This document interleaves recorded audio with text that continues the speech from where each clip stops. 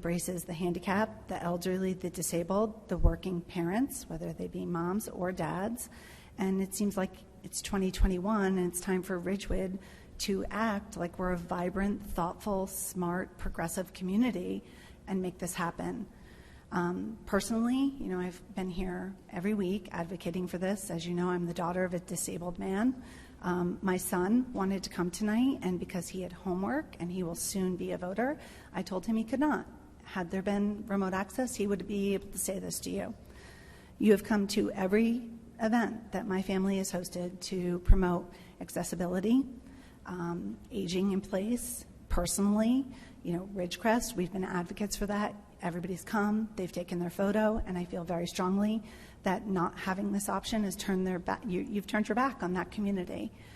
1 in 5 Americans will be disabled at their lifetime, and this council, as I said in weeks prior, you're in a luxury position. You know more about your constituency than any other council in the history of Ridgewood.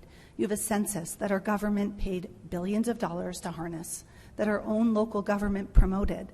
You have a master plan that we paid $250,000 for, and all of it yields the importance of aging in place, our elderly population, and engagement. And not having this feature means you've taken all that goodwill, all that money, all your fiduciary duty of using those facts and tossed it into the wind.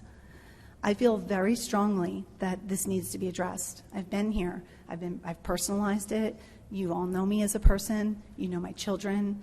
I'm pretty much taken aback that only perfectly polite Pam out of everybody has responded to me. And thank you, Pam. Thank you for always being decent. Even if I disagree with you, I really appreciate it. That being said, during the discussion, I don't want to hear about a technical hurdle. I don't want to hear that IT can't handle it, and I don't want to hear that you don't have the staff or the administration. During this year's budget, which yielded a 4.3% increase to the village, the IT department and the clerk's office benefited from that, and I think they benefited deservedly. So if there's a hurdle, the taxpayers have paid for it. If you need me to come to this meeting and turn my phone on and say dial this number and I will hold it up here, people can make that happen. You live in a community that has vast resources. It's 2021.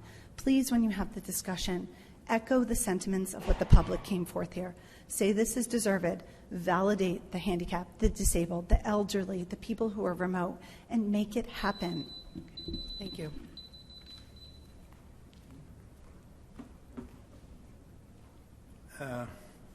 Rorick Holiday, 1 Franklin Avenue.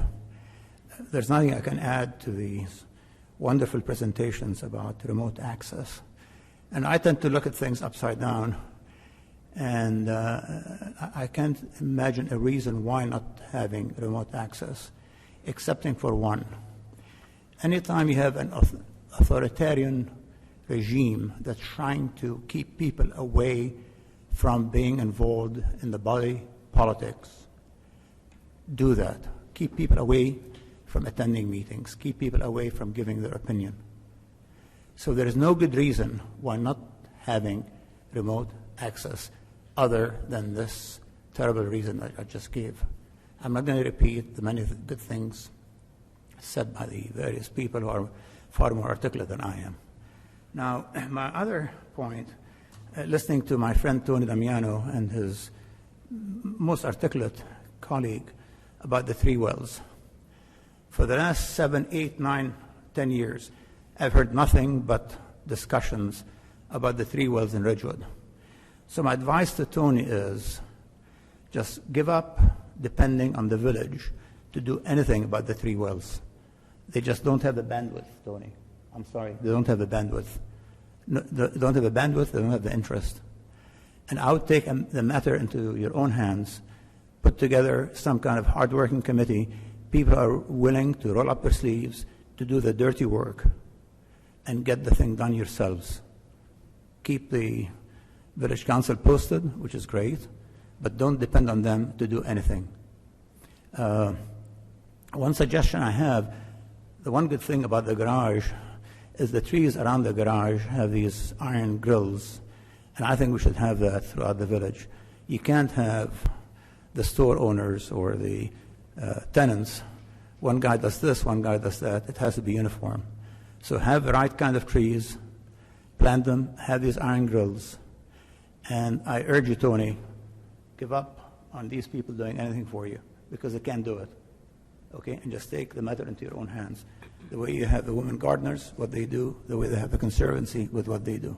Thank you very much. Thank you.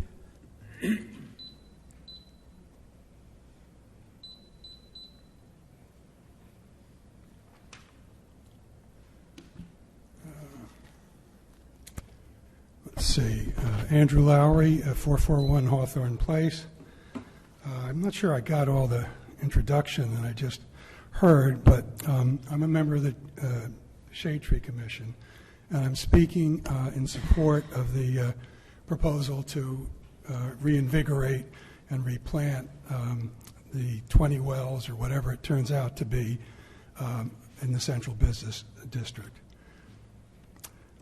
The Shade Tree really hopes and believes that this is important. I think the awareness has increased in the past years. People have been using the streets more, eating and walking around. And we hope that this is going to be a project that continues over the next few years, and this will be a demonstrable first step.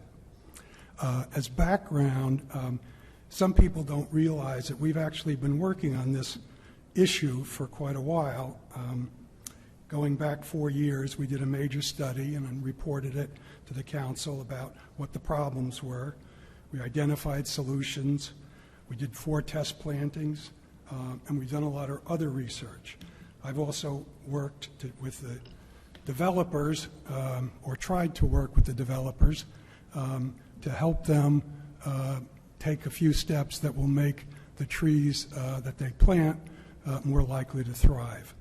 The village, I should note, has stepped up, removed the collars from the trees, all the tree wells, which were a tripping hazard, but more importantly to us, kept the water out of the tree wells that would have flowed in from the sidewalk. In addition, we've made the village has made 2 test plantings using CU soil, and I won't go into the details of what it is, but it's an important element in urban planning and urban tree preservation, at both at the station and at the garage, and we appreciate that. I think it's important that if we implement these projects this fall, residents will see progress, and I think seeing something is important. But we also have to recognize that in the next couple of years, these trees will need supplemental water.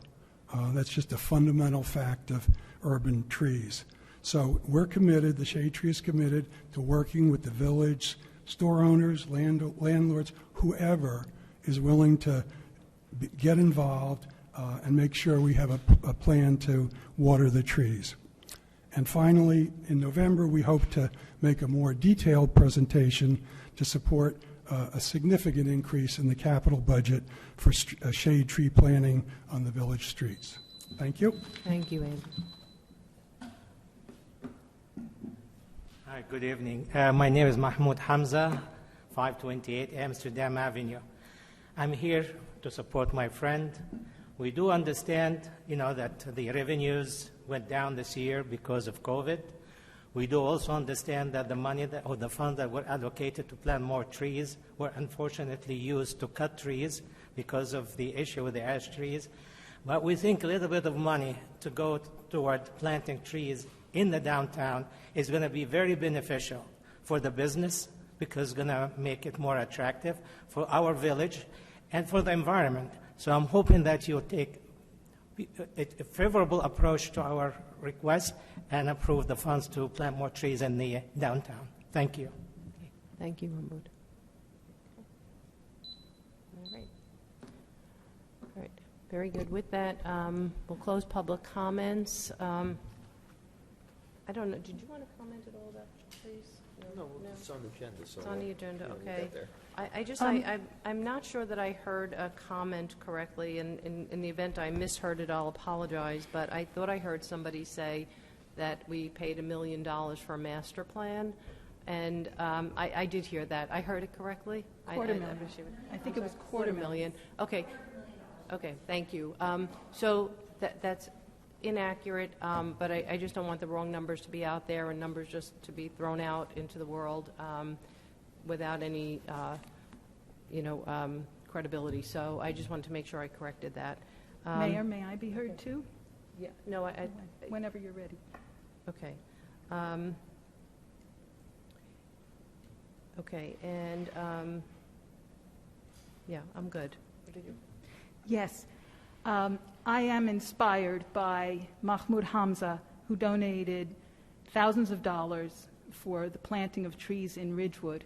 And having spoken to our CFO, Bob Rooney, who informs me that there is a fund that residents can donate to specifically for planting trees, and if that is accepted by the village through a resolution, but by the village council through a resolution, it can be a charitable deduction on tax returns.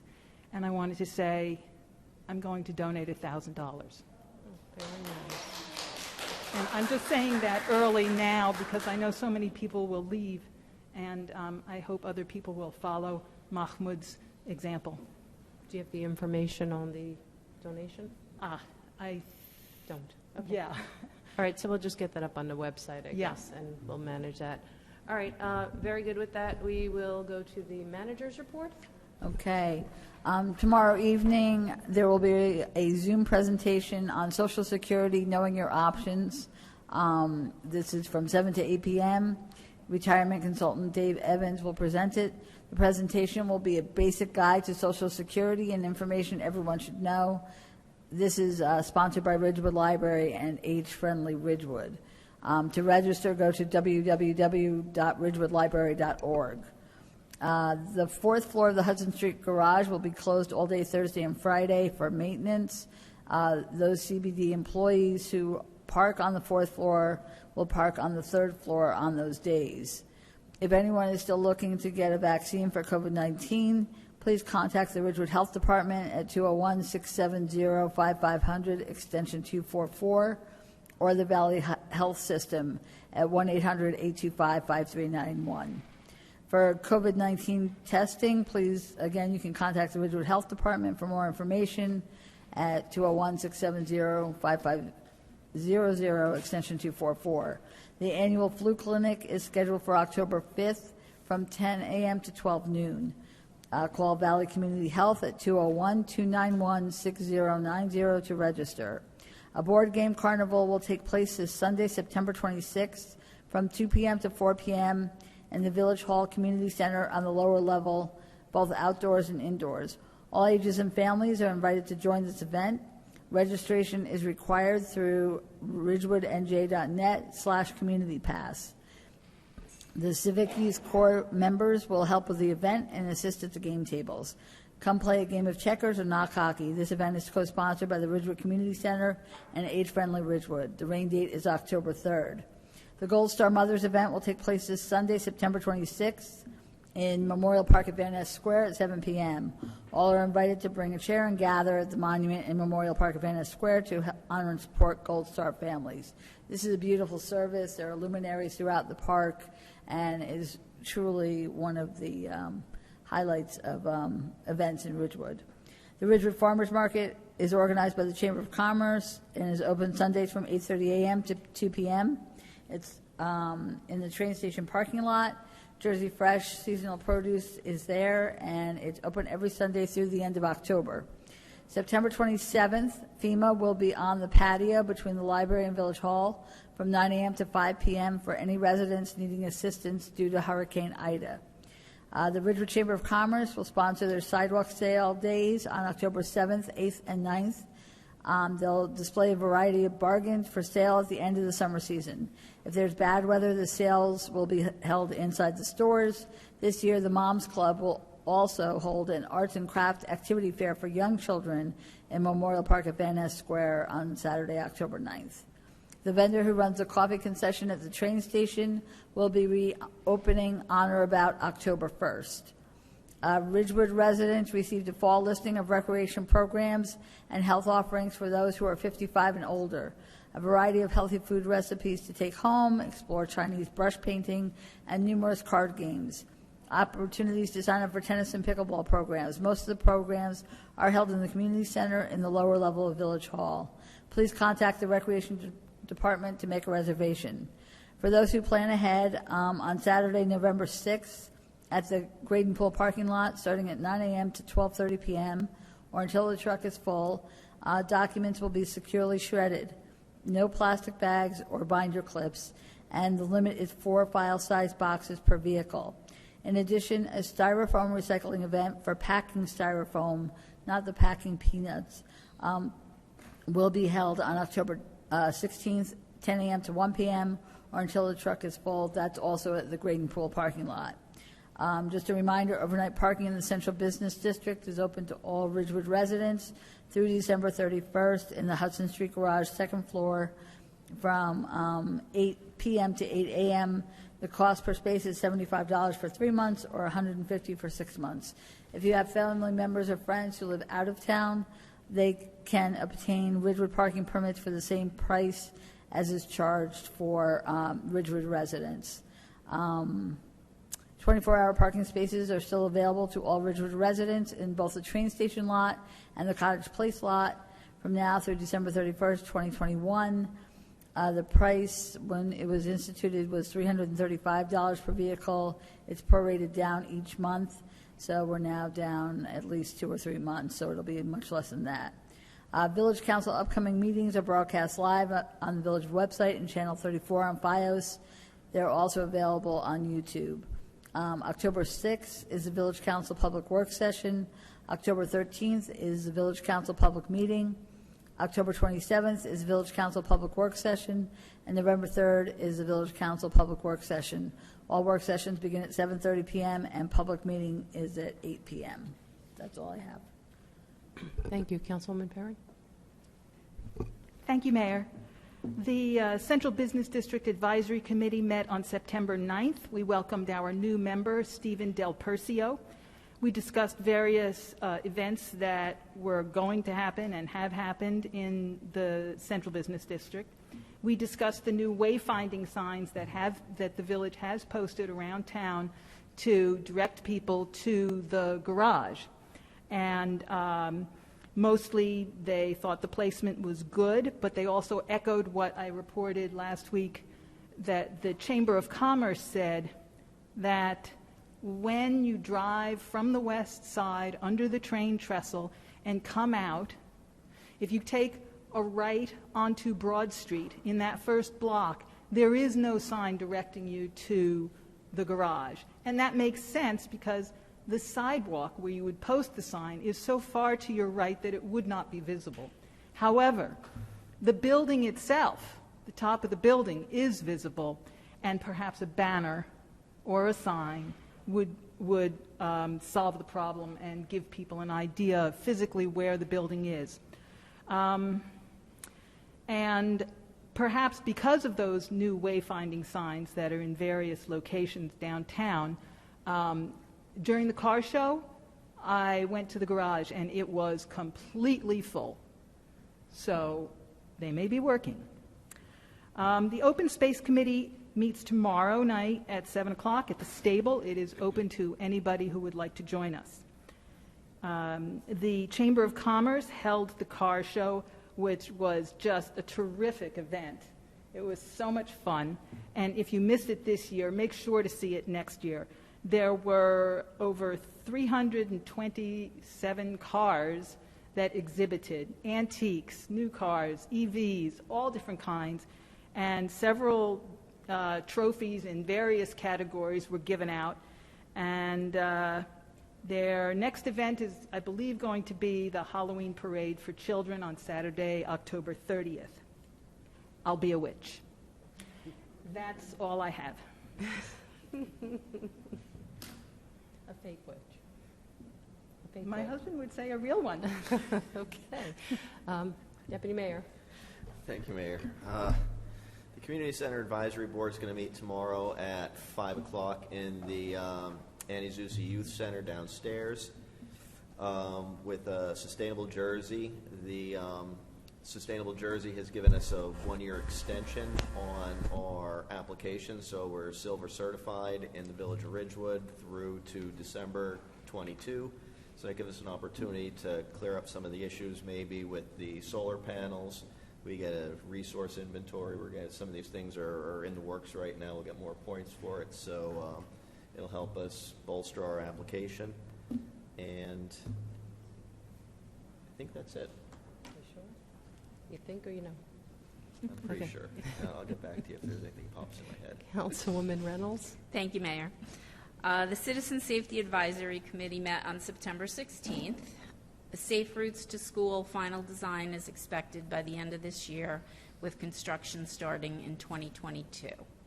The West Glen Avenue sidewalks are planned to begin, the construction of the West Glen Avenue sidewalks are going to begin in 2021, along with a new pedestrian actuated signal at the intersection of West Glen and North Monroe Street. We had a concerned resident come to the meeting. He's lived in the village for many, many years, and he says he's been observing a worsening safety condition for pedestrians, and he's a runner, so he's concerned for himself as well. He suggested a few things. He'd like to see better enforcement of complete stopping at stop signs and yielding at crosswalks when pedestrians are present, monitoring and enforcement of speed limits, possible addition of speed bumps, and enhanced signing. So we'll be discussing that in future meetings. The next CSEC meeting is Thursday, October 21st. And last night, the Planning Board met. It was really exciting. We just had a couple of little things in the beginning. The Historic Preservation Commission is going to reconvene in October. We adopted the memorializing resolution of approval for the minor subdivision approval and variance relief at 142 Kenilworth Road. And then the rest of the meeting was for a presentation from Higher Gruel and Associates and NV5 on Phase 2 of the master plan. This is the first of 4 planning sessions that we are going to have. If you want to see the presentation, I suggest that you do. It was great. You can go to www.ridgewoodvillagemp The master plan is a very comprehensive document. The elements of the master plan cover land use, circulation, downtown economic development, green building and environmental sustainability, community facilities, recycling, utilities, historic preservation, and open space and recreation. So if you go to the website and read the document, it also has an area where you can ask questions and you can sign up to receive email updates. And the people from Higher Gruel and NV5 were really extremely receptive to resident questions and concerns. Actually, every seat was taken, and there were many, many people that asked questions. It was a really good session. The next planning session is going to be October 19th. There'll be a third one in November, and then the fourth one in January. It's expected that during February, they will be doing review and revisions, and that by March of 2022, hopefully it will be adopted. I'm sure the mayor has more to add on this because she's been involved since the very beginning of the process, and I know this is very exciting for her. That's it. Thank you. Excuse me, Mayor, I did forget something. I can't believe I forgot this. Oh, do you want more time? I would just like to, one more thing. You were looking at me like I forgot something, and I remembered what I forgot. October 2nd, downtown Ridgewood is Come Together Ridgewood. It is going to be from noon to 4. East Ridgewood Avenue is going to be closed off between Chestnut and Broad. We're going to have a Beatles cover band on top of It's Greek to Me, so it's the 50th anniversary of the Beatles rooftop concert, and we're going to kind of try and recreate that downtown. There will be various dance performances. There will be other bands on the street and some vendors and lots of people and hopefully lots of fun. So that's, I've been in like 2 meetings a week for that for the past month, so I can't believe I forgot it. But that's it, October 2nd, Saturday, noon to 4. He actually didn't forget it, so thank you, Deputy Mayor. So I have a couple of things. We had a few ribbon cuttings, the Ridgewood Conservatory. Do you remember the address? Conservatory, you're right. Conservatory. It's, on Franklin Turnpike. It's absolutely beautiful. Everyone should go check it out. Go to their website. It's magnificent. It's a new facility. It's beautiful. I also had a ribbon cutting at Waldwick School of Rock, which we have a lot of Ridgewood residents bring their children to the School of Rock. That was a little bit of an unconventional ribbon cutting. It was actually the smashing of a drum head. And in fairness, I didn't smash it on the first swing, but I did get it on the second one. I just wanted to go back to the car show. I want to thank my council colleagues for helping with the mayor's trophy. I believe, and the deputy mayor will help me out here, we picked a 1955 red T-Bird. Yes. Okay. Primarily because it was a beautiful car, and we especially love the story of the owner who actually purchased the car in 1972 with his father in Ridgewood, Ridgewood resident. He attended Ridgewood High School, graduated in 1975, went off to college. In 1985, took the car out of the garage with his dad for a little drive, and unfortunately his father passed away. And fast forward, he and his son restored the vehicle and brought it to our car show. It was absolutely beautiful. It was a wonderful story, and we were thrilled to award that trophy to them. I know there have been some issues with fields, the allocation. We've been in contact with the Fields Committee, and the Board of Education has opened up some additional space for junior football and reworked some of the scheduling to accommodate our sports programs while the other fields are being repaired as a result of Ida. We met this morning for downtown for the holidays. We're really excited about that, but we don't want to give away the big secret on that. And Heather, before I continue, I wanted to ask on that FEMA, can we send out another notice on that? We're getting emails from folks about it, and they're unclear as to what they should do. So we just want to make sure everybody gets to September 25th outside on the patio, 9 to 5 for FEMA. Let's see. Eagle Scouts this past Saturday, I believe it was Saturday, actually. It was Saturday. 5 new Eagle Scouts at Westside Presbyterian Court of Honor. We want to congratulate these fine young men.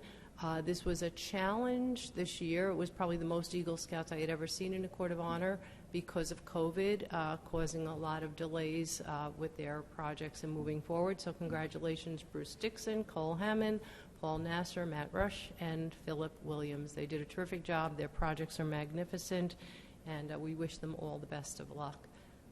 Let me see. Access Weekend. Before I begin, I'll tell everyone, if you are interested in Access Weekend, please visit ridgewoodlibrary.org/Access Ridgewood. We're going to get this hopefully up a link onto the village website. Let me just see here what we have. So Access Weekend will be begin Friday, October 8th. We have on deck a whole bunch of senior programming, family programming, movies. On Saturday, October 9th, we have a family concert, live music and dance, and our annual fashion show.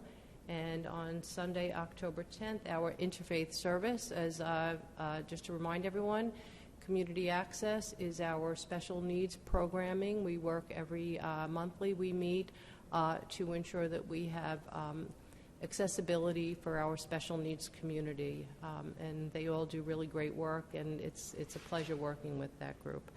Let me just see if I had anything else. Oh, yes, finally. I just want to take a moment to thank everyone who attended our September 11th Remembrance Service. And I especially wanted to thank a few people. First, Heather Maylander and Jana Fricke, who just keeps saying she didn't really do anything, but she really leaned in big time. I did want to thank Jay and Tom Wise, Mayumi Harada, Kenny Brescia, Hanju Kwok, all of our speakers, all of my council colleagues and friends who participated, Jim Roth for our musicians, but especially Mayumi and Kenny Brescia and Sally Ann Skorick for really helping big time, making this a most beautiful and memorable remembrance service for September 11th. And I don't want to forget the young students who read our poem did a terrific job. So did I forget anyone? And thank you to everyone who attended. It was an amazing turnout, and we were just grateful to everyone for coming. And with that... Okay, we'll move on to our first item, which is the presentation. I'll have Sean Hamlin, our supervisor of sanitation and recycling, and Richard Calby, our director of operations, come up. We discussed in July several budget-conscious ideas for saving money for both recycling and sanitation. They're here this evening with additional information that was requested, as well as bringing back the proposal to limit bulk refuse pickup to 7 items per pickup. Thank you, Heather. Good evening, Mayor and Council. It's hard to believe, but it was back in July. Sean and I were here, presented some facts and options on how to provide some savings and generate some more revenue for the village in regard to recycling and solid waste pickup. At that meeting, we summarized 3 key recommendations. The first was curbside pickup of waste, eliminating the rear yard. And Sean tonight has some follow-up information on that, in regard to a question that was asked that night in terms of how many people actually bring the garbage out to curb already. So we'll update you on that. And then we talked about a bulk waste reduction program. We feel this is the easiest of the recommendations we presented back in July, and Sean has put together a recommendation to make that change, if you agree so, to move forward with an ordinance change for that. He'll review that also. The other item we talked about back in July was a side loader option, but I know there's much more to talk about before that. But with that, I'll turn it over to Sean to kind of summarize the information he's found to date and get into the bulk ordinance, and then we'll answer any questions you have on any of those items.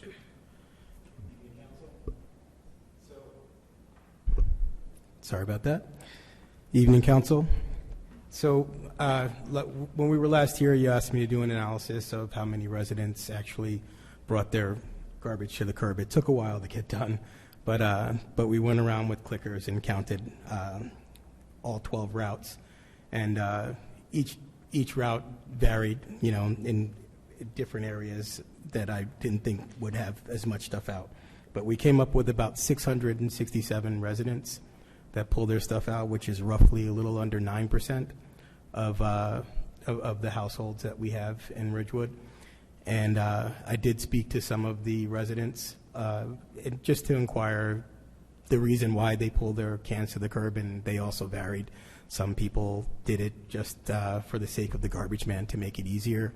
Some people just still, because of the pandemic, aren't comfortable with people coming in their backyards, on their property. And, it's nice that they do that, but I don't know that we can anticipate it to continue from on a long-term standpoint. And just one area in particular, down in the lawns, kind of skewed the numbers. There's 117 houses in that area because it's very condensed and they have short driveways, and I think there might be some secret code that you have to pull your can to the curb. When I drove through there, we spent a lot of time down there, and my thumb was exhausted by the time we got through the lawns. But that's what we found, and moving forward with the bulk ordinance, I put together a couple of things for you. I'm going to hand you these pictures.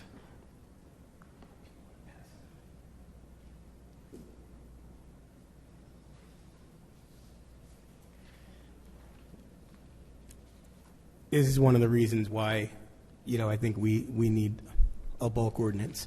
And I just want everyone to know that it's not about it's not all about money and saving money all the time.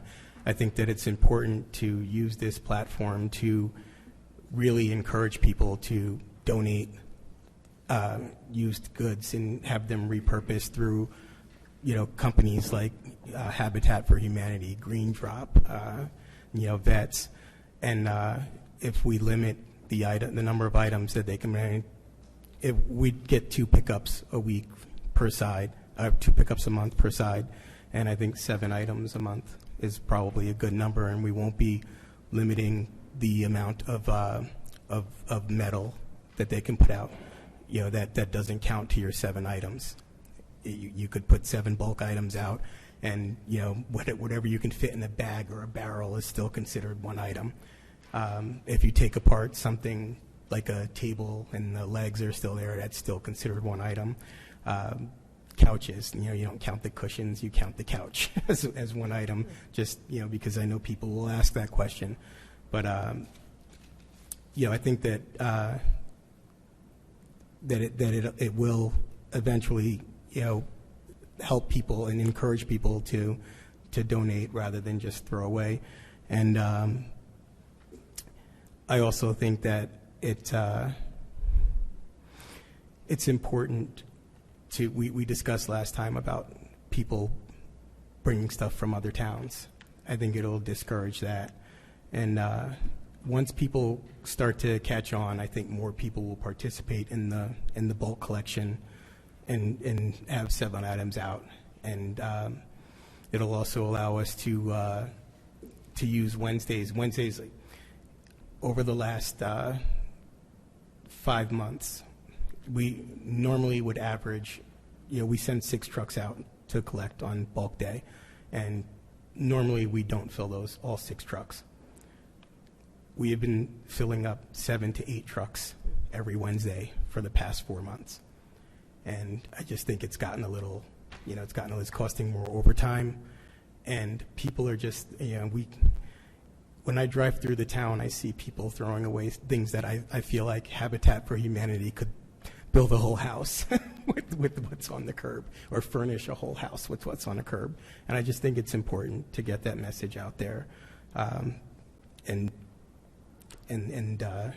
let people do their part. And we still will have, for people that just have junk and they want to get rid of more stuff, we will still have the special bulk collection fee that, that we will, honor, and, by schedule.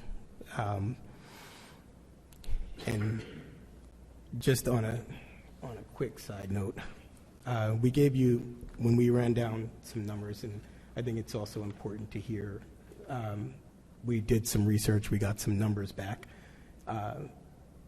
and through 7/31/2020, the numbers for recyclable materials last year, we were recyclable materials and dump fees, we were at $57,447.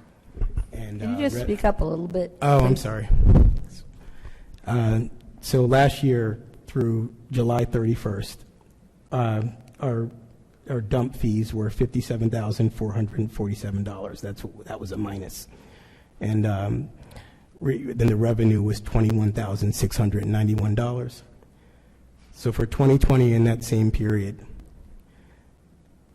our dump fees were only $29,488, and our revenue is $86,427. Wow. And I think that's important for people to hear, because there are a lot of people out there that are questioning whether or not recycling is still worth the effort. And I think they need to know that it is. Not only is it worth the effort, but it still is the law. And I think that it's very encouraging to see the market coming back. That means people are going back to work, because the reason that there was no market for it last year was because people were just not working. And it's a sign that the economy is starting to come back. And I think that's all I have, if you have any questions. Just to summarize, with the bulk waste ordinance change that's in front of you, is the addition of a new section, Section G, that will define the limit of bulk refuse to 7 items. And it defines how those items can be placed out, as Sean described. You know, if a bag counts as 1 item, you could fit as much as you want in the bag. There's also a change to the definition of bulk refuse to include some items that Sean has found or traditionally thrown out by residents that weren't included, and the removal of 1 item that should be segregated outside of the bulk refuse. And just in summary from our July presentation, we believe this change will result in reduced trips to the dump.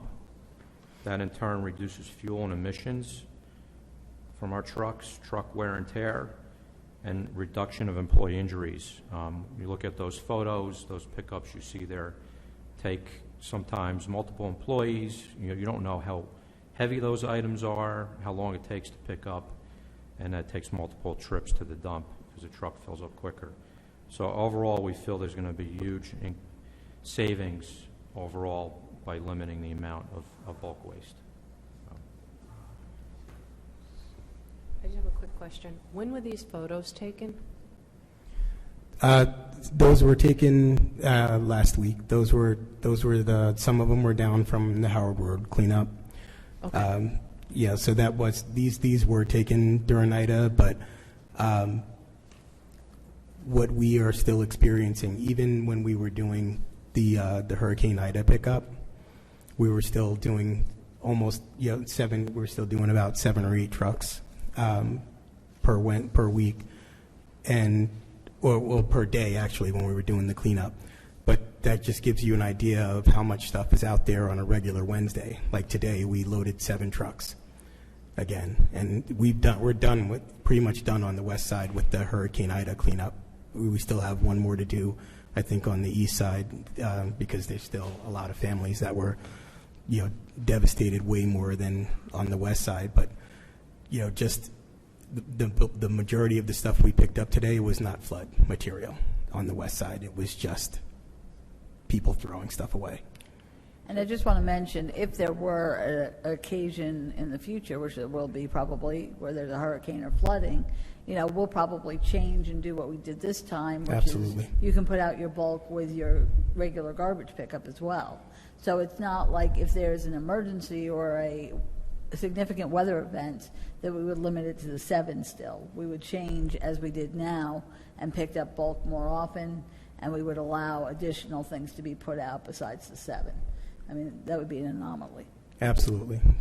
So then my other question, and I actually raised this, I think, with Heather, I don't remember, maybe 2 weeks ago. So on our website, I give to Lupus. I donate everything. I call them. I actually just go online and I schedule, and they tell me when they'll be here. Sometimes it's AmVets or whatever, all those different companies. I don't know why we can't just provide links to all of those services, because even though I know Heather said, well, they're businesses, they're making money because they sell everything, but on the flip side, it really helps us if people are willing to just find those links easily, and they can just schedule for pickup.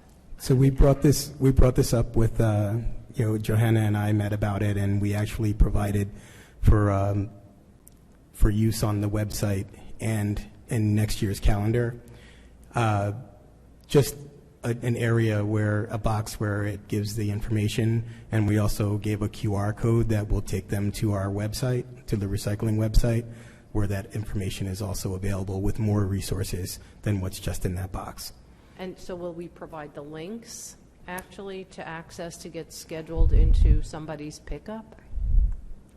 Hopefully. That was my suggestion. It hasn't happened yet, but that's what I would like to see on the website.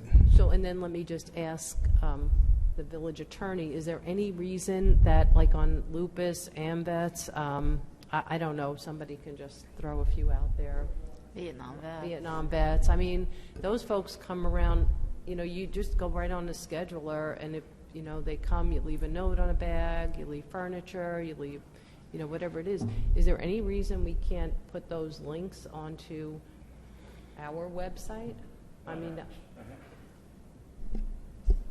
I'd have to check through. I can't think of anything off the top of my head that would restrict us from doing that, but I just wouldn't want to miss one, because if we missed one Right. and we didn't list them, then, we're advertising these 10 and there are 5 more that we've missed. That would be my concern. Well, maybe if we can even do outreach to them, maybe we can ask for like different schedules for Ridgewood, because I know sometimes if I go onto Lupus, they don't always have availability when I'm looking to put out stuff. So if I want to get rid of it, then I'm going to go maybe to. I can only think, Mayor, that there's got to be a site or at least some location that has all of them listed, all the ones in the area listed. For any- There is. There is. There is, yeah. There is showing, yeah. So And I maybe believe there can we. be a link for that. Yeah, I believe we have the link on our on the recycling It's not, Facebook we're not page. discovering a new thing here, but we're trying to at least make access for it. So. Right, and again, another resource would be through the Recycle Coach app.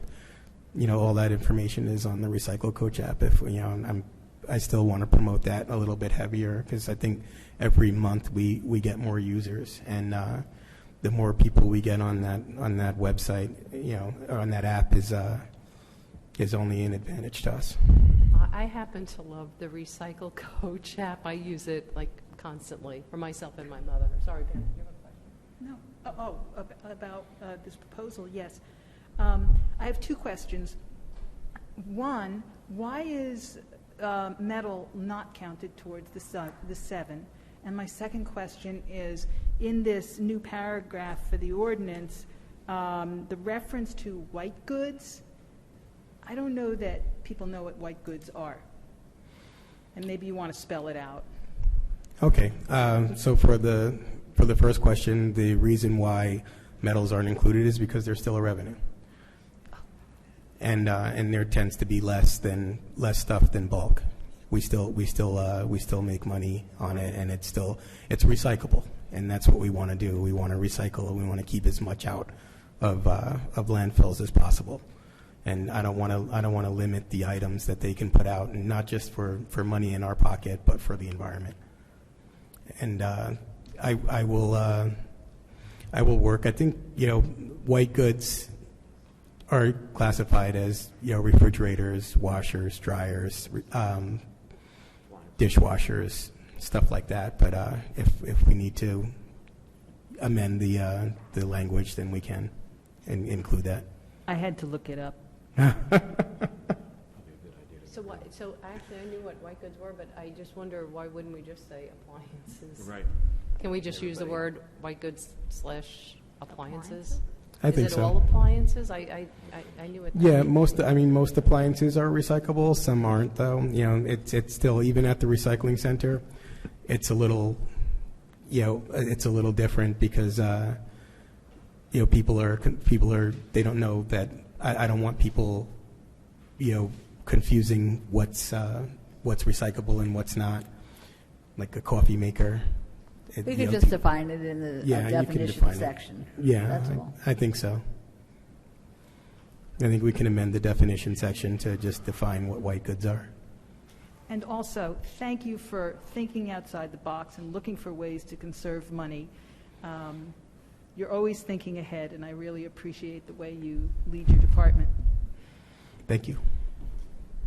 Yeah, I just also wanted to thank you, Sean, and thank you, Rich. I know during the last round of budget hearings that we had, it's something that I said that we should kind of put together some sort of presentations throughout the year so we can think about how we could reduce some of our expenses and therefore, potential tax increases. Because once you get to the budget and you want to start trying to think about these things, well, until you implement them, it's not going to be until you pass the budget anyway. So this is really great, and it's going to give us a great opportunity to help to reduce the potential tax increases, and also to kind of help out our employees. We don't want to see people get injured.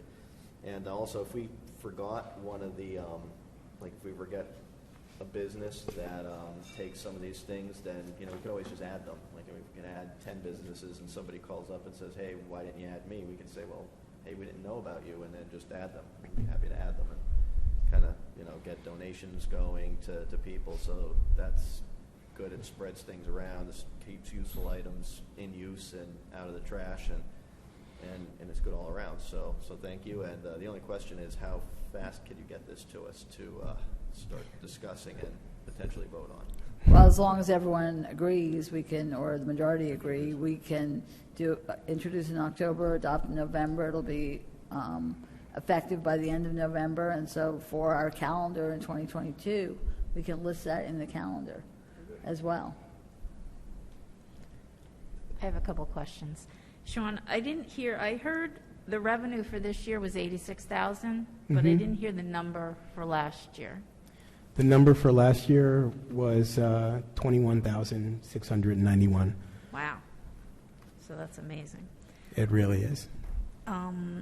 Okay. And then, I had a couple of questions. So say somebody's throwing out a carpet. They usually cut it up into sections, roll it up. So that's considered one. If they have like 10 rolls of carpet, that's one thing. Okay. And then is there any way, I mean, when people move, they have a lot of garbage. Can they set up a particular... Yeah, absolutely. That's what we were... if someone has a special circumstance, they're moving, we can schedule a special pickup for them. During that special pickup, Jeannie Plaisher is my administrative assistant. She schedules all of them. I would definitely encourage them before the special pickup to reach out to places like Habitat for Humanity. Donate what you can before we come to you and pick up, and that'll limit the items that we put into a landfill. And will you charge for like that special pickup? Yes. Okay. And would it be based on how much they have? Right now, the special pickup fee it's for the small pickup, it's $150 for under 6 yards, and then for anything over 6 yards, it's another $100. So the maximum charge is $250. Okay, that's still a bargain. If you have a lot of garbage, there's no way you can't get rid of garbage nowadays. It's really difficult. Right. Then I had a question about like some of these pictures, and I talked to Rich this afternoon. There's items mixed all over the place. There's cardboard and with in a case like that, I'd almost want to say, have you guys don't touch it. Like, can we put a sticker on it and say, you need to straighten this, be neat about your garbage? Is there any possibility? That question was asked by a lot of my employees, but the reality is that we just didn't want to turn our backs on the people that were devastated. I understand. I'm saying some of these, going forward, yes, absolutely. We have tags for stuff like that if it's not put out correct. I placed about a dozen tags today for stuff that was not acceptable. People need to be responsible. They do. Instead of just, I have garbage, let's throw it out on the curb. They'll take everything. I don't know what we can do, but I think we need to get the message out there that, be neat. Put your garbage out, we'll take it on the right day, but don't just mix and mingle everything. And I think that this ordinance will also encourage that because of the 7 items being placed out. Right now we have, with those big stops that you see, when we do our bulk cleanup, the garbage truck comes by and they take everything, and people just, they mix and mingle everything, and then the metal gets left behind. But what they don't know is that the metal truck has already gone by that big stop and picked out what he can see, and then they're calling us up saying, come back and get all this metal, and we're already done for the day. So, now there's a mess on the street and we have to go clean it up. So, I think this will encourage people to keep the metal separate from the 7 bulk items. Okay, thank you. Thank you.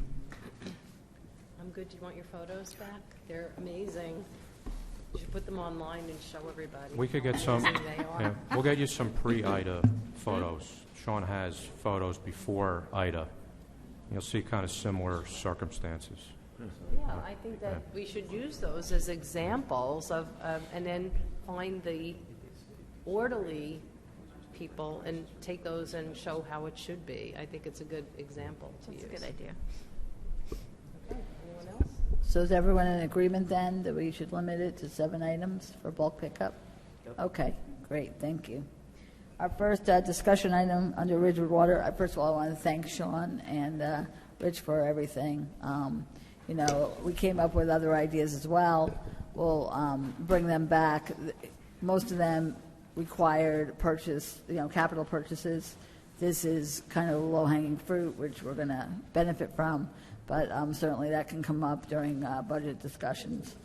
Last September, Ridgewood Water returned the car treatment plant online after the installation of granular activated carbon treatment for the removal of PFAS compounds. The granulated activated carbon media consists of a carbon-based product, and based on quarterly testing performed, the filter media in 2 of the 4 vessels will require replacement this October and November, and the other 2 vessels may require media replacement in 2022. Mr. Calby is recommending a sole source contract award to Calgon Carbon of Moon Township, Pennsylvania, not to exceed $161,200 for the contract year 2021-2022, and the funding is found in the water operating account. Any questions? Yeah, it wasn't clear to me whether this amount of money that we would be agreeing to covers all 4 of the vessels to exchange, or whether it's just for the 2 that need it now. No, the money, the not to exceed number is based on all 4. So the pricing categories, category 1 for the filter sorb 400, that's for the first 2 vessels, 40,000 pounds. Each vessel has 20,000 pounds each in it. The carbon that they take out of there to put the new one in, that goes back to Calgon. They regenerate it, and that's the price item number 2. That will return in the other 2 vessels to refill them at that time, and then they'll take that out, regenerate it, and starts a whole cycle. So this is the full amount for all 4 vessels. Okay, everyone's good? Yep. Okay, the next item is rescinding Resolution 21-210. On July 14th, the Village Council awarded through Resolution 21-210 the purchase of a Western Star tandem axle dump truck under New Jersey state contract in the amount of $154,883. Subsequently, we were notified by the vendor that the manufacturer will no longer be building the model requested. Therefore, Resolution 21-210 will be rescinded in its entirety. The next one actually purchases that tandem axle dump truck from the new vendor under state contract, which is Hudson County Motors of Secaucus, New Jersey, in an amount not to exceed $159,296. The truck is going to replace a truck which was removed from service in 2016 due to a twisted chassis. This new truck will update the equipment fleet to better service the customer base, both residential and commercial, and also comply with the latest environmental and safety standards for many more years to come. The money is in the water utility capital budget. So I have a question. So this is replacing a truck that was removed from service in 2016. Am I understanding that correctly? Yes. Yes. So what have we been doing in the interim? Just curious. In the interim, we made an emergency purchase of a replacement vehicle, Okay. either in 16 or early 17. Okay. And the truck that was out of service has been sitting on the lot, and we found a way to repurpose the body onto a new truck and then add it into the fleet. So this is to buy that vehicle. And actually, there's one error on here. It's a 2023 vehicle that we're buying, not a 2021. The 2021 was the one we were hoping to buy, and then that was no longer available. That note wasn't in there about the 16-17 emergency, right? We didn't have that in here? I'm sorry. There wasn't a note about that in here about the emergency purchase, right? It might have been in the original memo. Okay. When we All did right. the original approval. I could provide a copy of that. Okay, good. Thank you. Okay, thank you. I'll have Mr. Rooney come up. So the next item is a financial feasibility study for the parking utility. In 2015, the village engaged Walker Parking Consultants to perform a financial feasibility study. They issued their report, and it was for the Hudson Street Parking Garage preliminary financial analysis. It provided data for planning and budgeting purposes. The report projected revenues and expenses through 2027 and proposed parking rates. At that time, the parking spaces anticipated were from 350 to 412. In 2017, Walker was again hired to update their study based upon a potential 240 parking space structure. In January 2018, Walker rendered their revised report with projections again through 2027. It includes suggestions for the timing and amount of rate increases. And the village has complied with the rate structure suggestions, and the report reflects an increase due in January 2025.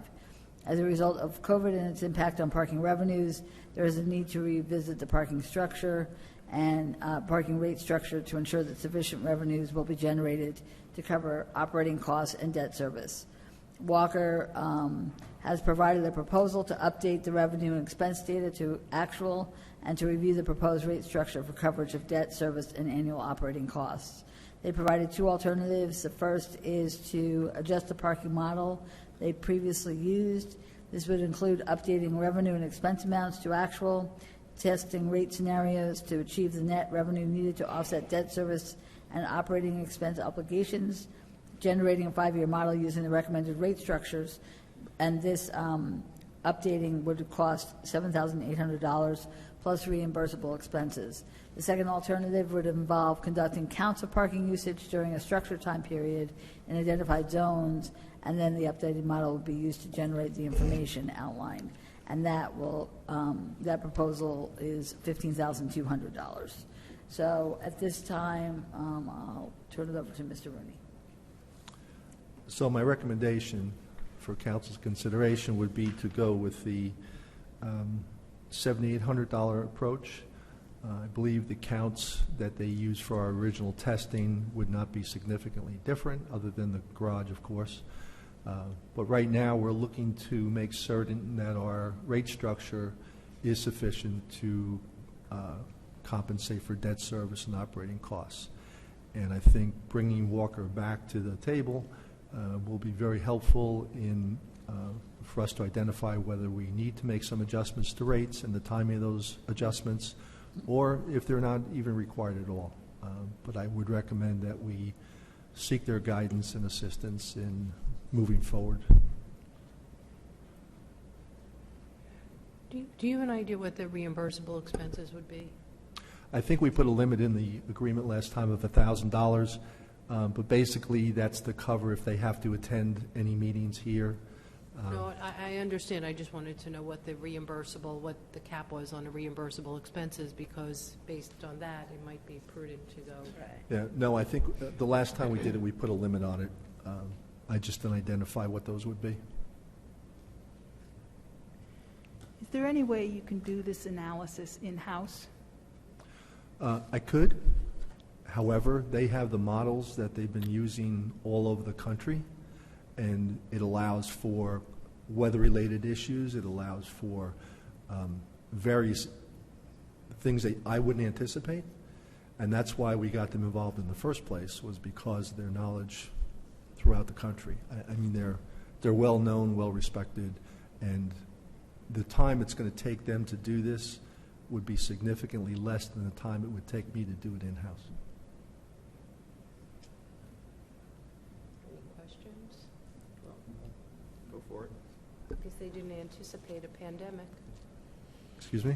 I guess they didn't anticipate a pandemic. I doubt it. All right. So does everyone agree with the $7,800 Yes. proposal? Okay, so we'll move forward with that. The next item is under budget. Mr. Rooney has the revenue expense reports as of June 30th, 2021 to discuss. So I initially provided council with numbers as of June 30th. I sent out yesterday. I was able to update them through August 31st. The explanations are very similar to fluctuations. In the revenue stream in the current fund, I guess the biggest concern I have is the revenues in the municipal court, which we have no control over, but they don't appear to be getting anywhere close to what we anticipated they would be.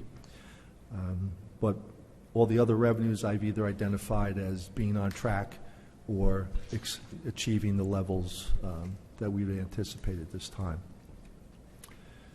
In the appropriations, again, I think we're right on target with what our estimates are for the June 30th and also for August 31st. Significant fluctuations that you see in there are usually the result of encumbrances. Many departments use the feature that allows them to book an estimate as to what they're going to spend for those items that they know. So, for example, if we know we're going to be purchasing $200,000 worth of tires, the department would go in and encumber the $200,000, and therefore reserving that amount so nothing else could be charged against it. So we have many departments that do that, and we have many departments that don't do that. So most of those fluctuations you see in other expenses are for those that may have encumbered funds, in which case they'll be greater than what we would anticipate at this time, or if they didn't, we're either running where we should be or less than where we are. Any questions on the current fund? Water is right on track. We were looking at revenues that are matching exactly what we anticipated at the time. The next quarter will show an increase due to the effect of the rate increases that we're passing on to municipalities and internally as well, and also the billing of fire hydrant service, which doesn't occur till the end of this quarter, the end of this month, in which case will be paid in the subsequent month. Any questions on water? Parking. I see improvement in the parking revenues, which I'm very glad to see. I see, as I pass in the morning the parking lots, I see more cars there, and I'm very happy for that. Things appear to be starting to move in the right direction. Transportation is increasing. People are going back to the city. So I'm encouraged by that.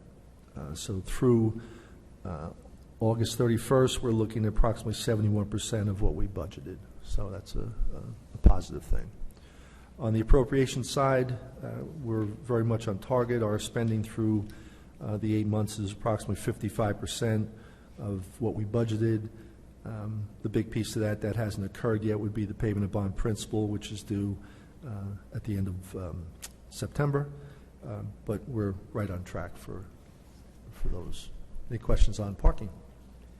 No, I was just happy to see that we're on track this year. So thank you for the report. I want to also thank you before you leave for the finding the money for the potential tree well project that we're going to discuss. That's going to be big. So I appreciate that, Bob. Thanks. You're quite welcome. As I say, we always find a way to make things happen. So you do. All right, the next item is the 2021 budget amendments for various state grants that we've received. So there's 2 grants that we're asking council to approve amendments on. One is for Municipal Alliance, approximately $4,500. It's moving money out of the regular appropriation into the grant for a match that the village is required to contribute. And the second is for a health grant of $291,000. Which is good for the next year. It's July 1 to June 30th of next year. This represents funding from the state for COVID-related expenses, the hiring of personnel that are needed to coordinate those efforts. So it's appropriations that will be used by the health department for funding PPEs and things of that nature. All right. Questions on that, anyone? All right, just stay put. I'll go over these 3 others quickly, and then we'll go back to you. The next is awarding contract purchase for laboratory analysis services. This was bid out. It's for the Water Pollution Control Facility and the Parks and Recreation Division Grade and Pool Facility for outside laboratory analysis services. One entity picked up the plans, and one responding bid. It's Garden State Laboratories, Inc., at a bid of $31,257. They have increased their bid over the past 2 years' bid by an additional $2,407. This is due to additional testing protocols required for both the pool and the treatment plant. And Garden State Laboratories has performed these services the past 8 years successfully. The funding's in the 2022 operating budgets. There is a second-year option which will eliminate the need to bid this work upon mutual agreement between the Village of Ridgewood and Garden State Laboratories for 2023 when we get to that point. Okay. Any questions? Is there a typo on the resolution? First paragraph, last line, where it refers to Friday, August 23rd, 2019. Should that be Friday, August 18th, 2021? It should be. Also, on the second line, it says, one bid were received, probably should say was. Okay. Okay. The next one is furnishing and delivering sodium bisulfite solution and sodium hypochlorite solution for the water pollution control facility. Again, bids were received in August. There were 3 holders of the plans and specs, and the village received 3 responding bids. 2 of the bids were incomplete, with the bidder only quoting sodium hypochlorite solution and not the sodium bisulfite solution. The apparent low bidder is Miracle Chemical Company. They submitted a complete bid package with a bid bond and consent of surety on the proper forms. Miracle Chemical has successfully supplied chemicals to the village in the past. This year's bid has the option to extend it for an additional year with the consent of both parties. The cost for chemicals has gone up slightly over the bid from 2 years ago. The usage quantity has also increased primarily due to the flow from Graden Pool into the sanitary sewer collection system during the pool season. Miracle Chemicals sodium bisulfite cost increased from $2.70 a gallon to $2.763 per gallon, and sodium hypochlorite increased from $1.49 per gallon to $1.682 per gallon.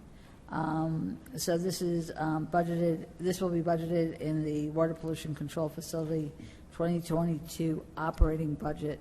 So again, it's Miracle Chemical of Farmingdale, New Jersey, and an amount not to exceed $80,853. Questions? Okay, I'm bringing back to you the printing of the calendar because last month it was a little bit convoluted. This is correct. We contacted 3 local printing firms for the 2022 village calendar. The proposal includes layout, artwork, printing, assembly, and distribution. Postage is not included. We requested 2 quotes from 3 vendors, both a quote for black and white with 1 color and another quote for 4 color printing for the cover. Each year we print approximately 11,000 calendars.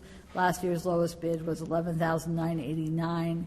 This year's lowest bid on the black and white, which is what it was last year, is $12,379, which is an increase of $390. The recommendation is to accept the Ridgewood Press black and white proposal for $12,379, and they were the lowest quote.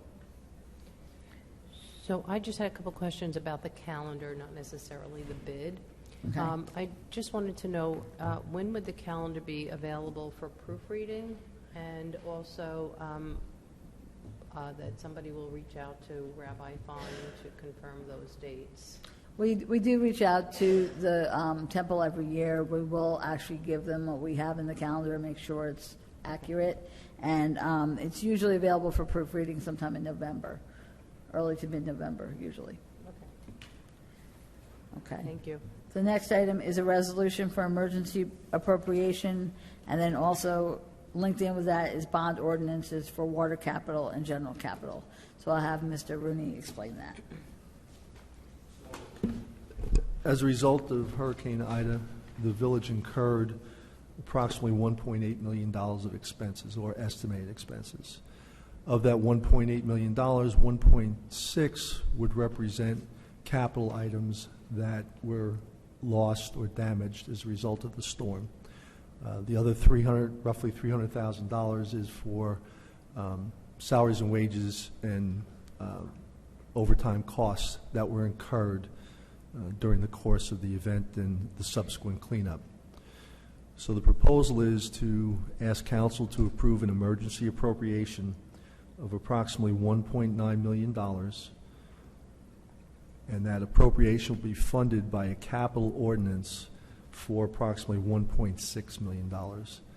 The net $300,000 will be needed to be raised in the subsequent year's budget. So I've asked bond counsel to proceed with the language and the wording. Obviously, it's up to council as to how they want to move on with this. But my recommendation is it's something that we need to do because of the expenses that were incurred. There isn't much alternative or much latitude I have in the budget that could possibly absorb those costs. Do we have backup on that material? No, I have nothing. Do we have, I don't have any backup on that, and it kind of helps me to see things. I can send you what I was provided with by Chris for the estimate of the losses. If that would help, I could email that to you tonight. Sure. I think that would be helpful for everyone just to have a breakdown of what we're doing, where that money is, how much, and then the breakout on it, Sure. and what we'll need to raise in the future for it. And where those damages come from, the capital particularly. Yeah, the reason for not providing it to you up to now is because we were trying to accumulate as much information as we could to assess the damages and also get estimates on the cost to do this. So I will send that out to you after the meeting. Thank you. Okay, Any the next questions item on- is timeframes for outdoor cafes. Outdoor cafes are usually from March 1st through December 31st. In 2021, as you recall, the timeframe was from January 1st through December 31st. This was basically due to COVID and not because restaurants were not allowed to have people dining inside. And so it was felt that this would allow them to eat, serve outside if people wanted to eat outside with, heaters and things like that. The question is, do you want to extend it for the entire year for 2022, or do you just want to end it on December 31st and then go back to the March 1st start?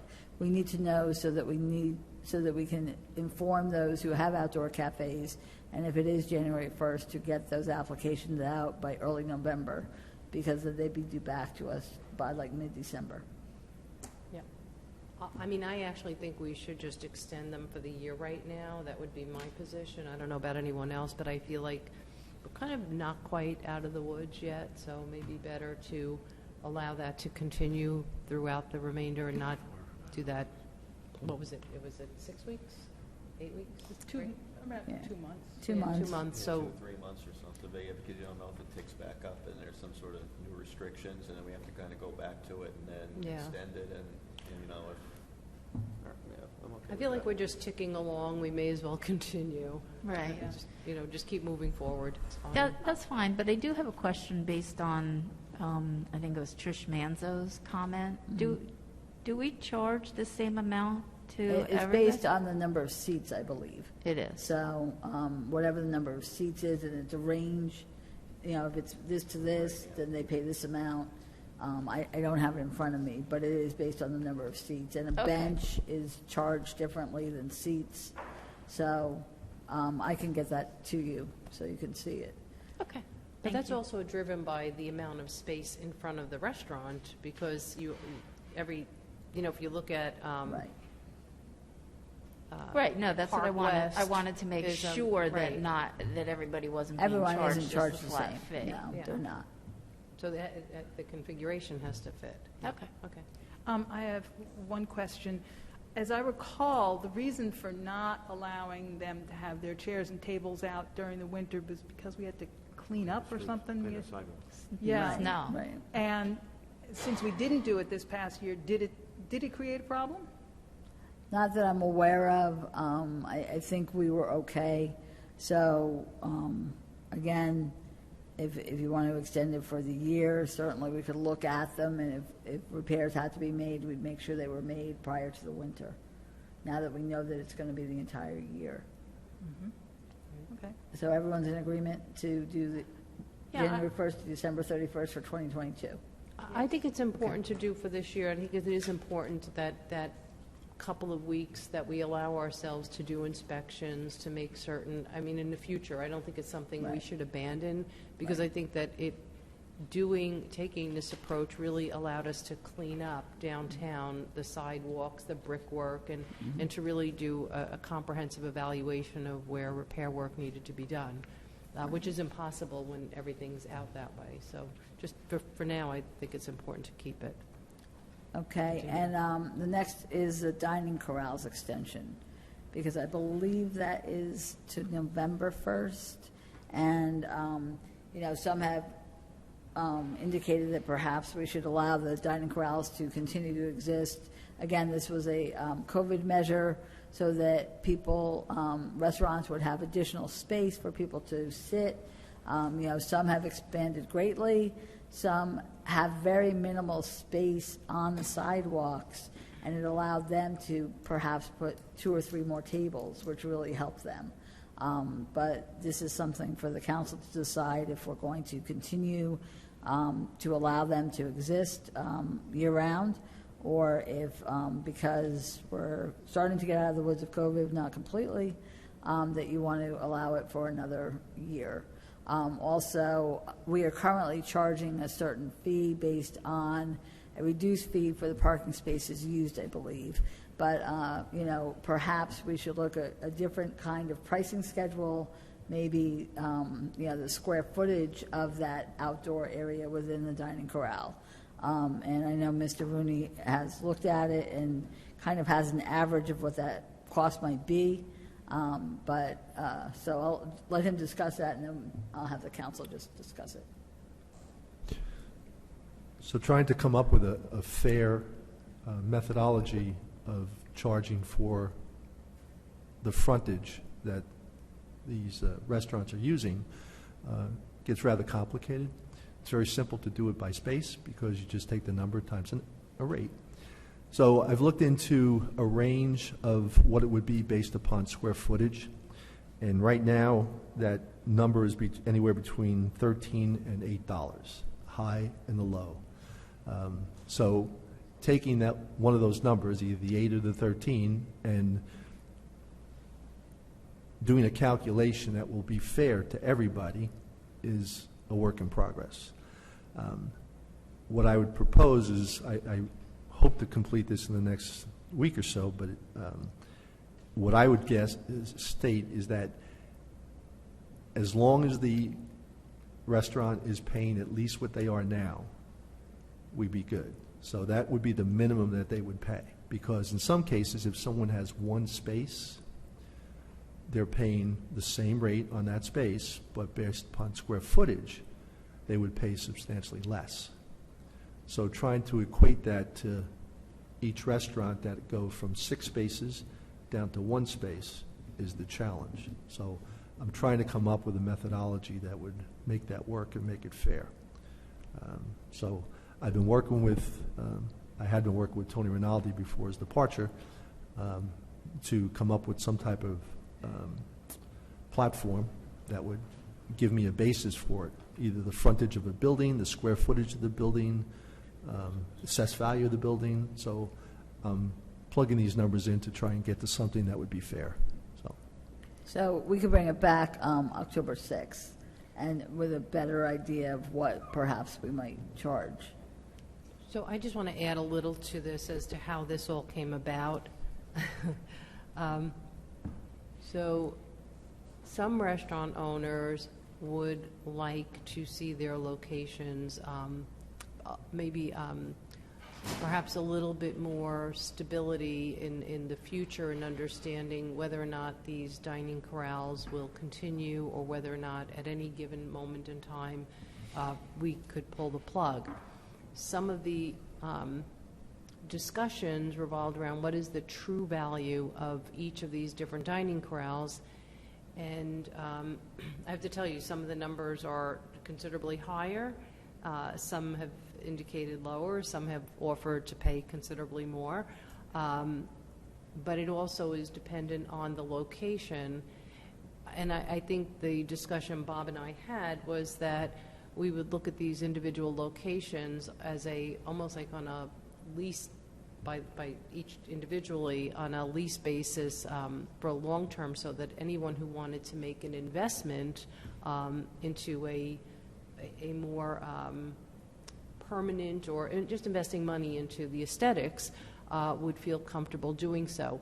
You know, some of the dining corrals I've heard complaints about that it's taking up valuable parking space or that there are traffic issues. So each of these different corrals, I think what we really need to do also is to map out where each one is, to look at how many parking spaces, to look at the impact to the immediate surrounding businesses, which makes sense for long-term leases to be negotiated and which don't.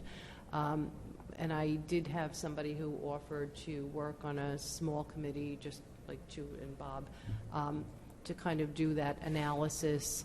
And in fairness, the restaurant owners are, some are interested in paying the fair amount, a fair market value for that space, if they understand that there'll be a long-term commitment on the part of the village. And I think it could be a win-win, but I think the devil will, is in the details. So we'll go from there. So I think we'll just meet with the other fella and start to have the conversation and see which ones. And we've also heard some, blowback from some that said, yeah, I'm not interested in paying, you could, Right. Yeah, so they're not interested in doing anything, but there isn't a desire for some, on the part of some, to do a little bit more of a long-term commitment. So we'll work on that and bring it back. Can you count me in that meeting also, because I know I'm going to be getting a lot of questions. Okay. All right. Okay. So as soon as we get going on it. Yeah, no, I'll keep in touch Can and I- we'll set something up. Just ask, so if you kept these dining corrals all year round, and we have a major snowstorm, how, I'm just concerned, where is all the snow going to go? Well, I think like I said, the devil is in the details. I think some corrals definitely make more sense than others, and that's one of the issues that we started to discuss very early on, is how do you navigate the snowstorms, how do you navigate the inclement weather, our vehicles, plows and such. So I think this is why we need to map out where the corrals are, which ones make sense, which of those owners are looking to make an investment and make it something more than it is right now. So I think we'll get there, we'll figure it out, and then the council will have to make a decision whether or not that's how we want to proceed. Okay. So, thank you, Mr. Rooney. You're welcome. So the next is the discussion of remote access to village council meetings. Okay. So I'll kind of, if it's okay, I'm going to start this. I just want to say, before beginning the conversation about hybrid access to council meetings, which we've actually never had, despite some of the comments that we pulled the plug on hybrid access. We just never did any hybrid meetings. But I did want to clear first a couple of things up. I have to say, being on village council since 2014, in a time of COVID, I would say that it was some of the most difficult times to navigate very early on, the flurry of activity that occurred at Village Hall. But I have to say, no one worked harder than our director of IT.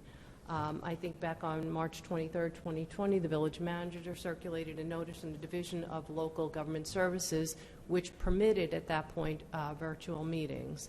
I had actually forwarded that notification to the Board of Ed as the liaison to the VOE. By March 25th, Dylan Hanson was working literally nonstop for 2 days through the night, working on laptops, remote access, VPNs, and more. And by March 26th, he had completed all of his efforts for remote meetings via Zoom and I think it's Microsoft GoToMeetings. So both were in place to allow backup in the event of an issue with technology. Council members, in fact, received Zoom information individually, and were advised to contact Dylan just to confirm internet access, log-on instructions, to make certain that the technology was in place, and that by March 27th, I actually had to go back into all of my history with this. The Village Council was actually notified the April 1st meeting would be held via Zoom, and then we had an infamous April 1st, very first meeting. So we were actually one of the first municipalities to do Zoom meetings. Dylan Hansen is wholly responsible for getting that up and running. We should be, as a community, grateful to his work for implementing the virtual council meetings. And just so everyone knows that Dylan actually not just had to be, as a result of that, in every single village council meeting, which he's not typically, plus he was in every single village Zoom meeting. So he took on a whole, another role on top of his regular responsibilities of organizing, communicating, sending out notifications, making sure everything worked, making sure we didn't have any April 1st Zoom bombs again. And so, you know, that was a lot for anyone to take on. But again, I think it's important to know that we actually never had hybrid meetings. So when the Village Council had a desire, I think back in May and then into June, we came back to live meetings. But it wasn't just the Village Council that had a desire to return to live. It was actually an appeal from the public. Members of the public said, reopen Village Hall, come back to live meetings, let's get back to business. And, you know, we did that. And then we had the question as if we pulled the plug. But there's actually, you know, important information to understand. So during this past couple of months, you know, we've received feedback, including both sides, residents who want to restore hybrid access, and many people actually feel strongly the other way. Some of those concerns are because of the visual impact of watching a hybrid meeting, and some had pointed out BOE meetings, and BOE meetings, I think the first hour of the last BOE meeting was a black screen with just phone numbers etched across, and it was really kind of difficult to follow, so I understood those folks that were saying it's really tough. So Dylan and I had started working a couple of months ago on some of our options. We looked at whether or not we could use call-in system, actually using, there's a telephone right here in front of me.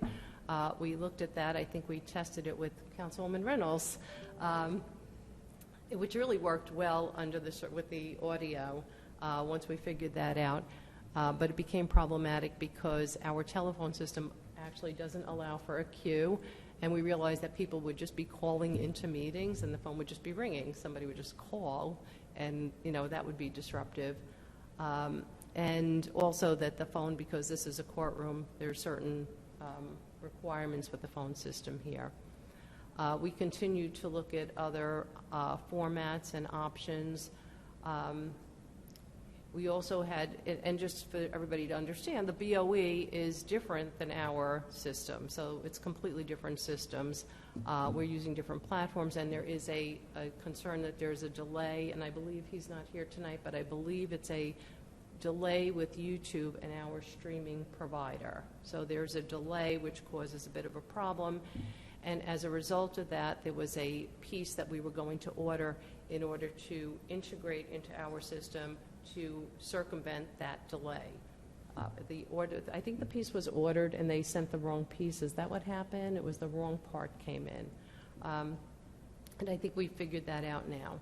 The additional concerns were cost associated because, again, this requires additional staffing, attending meetings, re-noticing, and ancillary expenses, and these costs can add up quickly.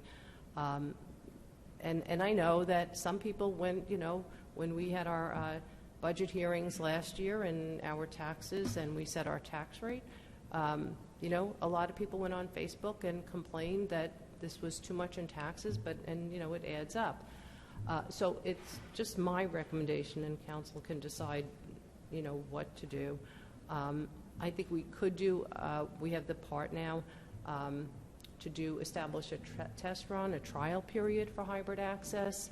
And including a Zoom public comment would be a courtesy, and priority would be given to in-person attendees. I think some of the feedback has been that there should be an on-camera appearance for comments and limited to a specific period. Because it's not required, meetings should not be subject to cancellation or cancellation based on hybrid public comment, or if there's an issue with technology. And it's especially important to note that OPMA actually requires only one public comment at the end of the meeting, and unlike other municipalities, this village council actually has 2 public comment sessions, one at the beginning and one at the end.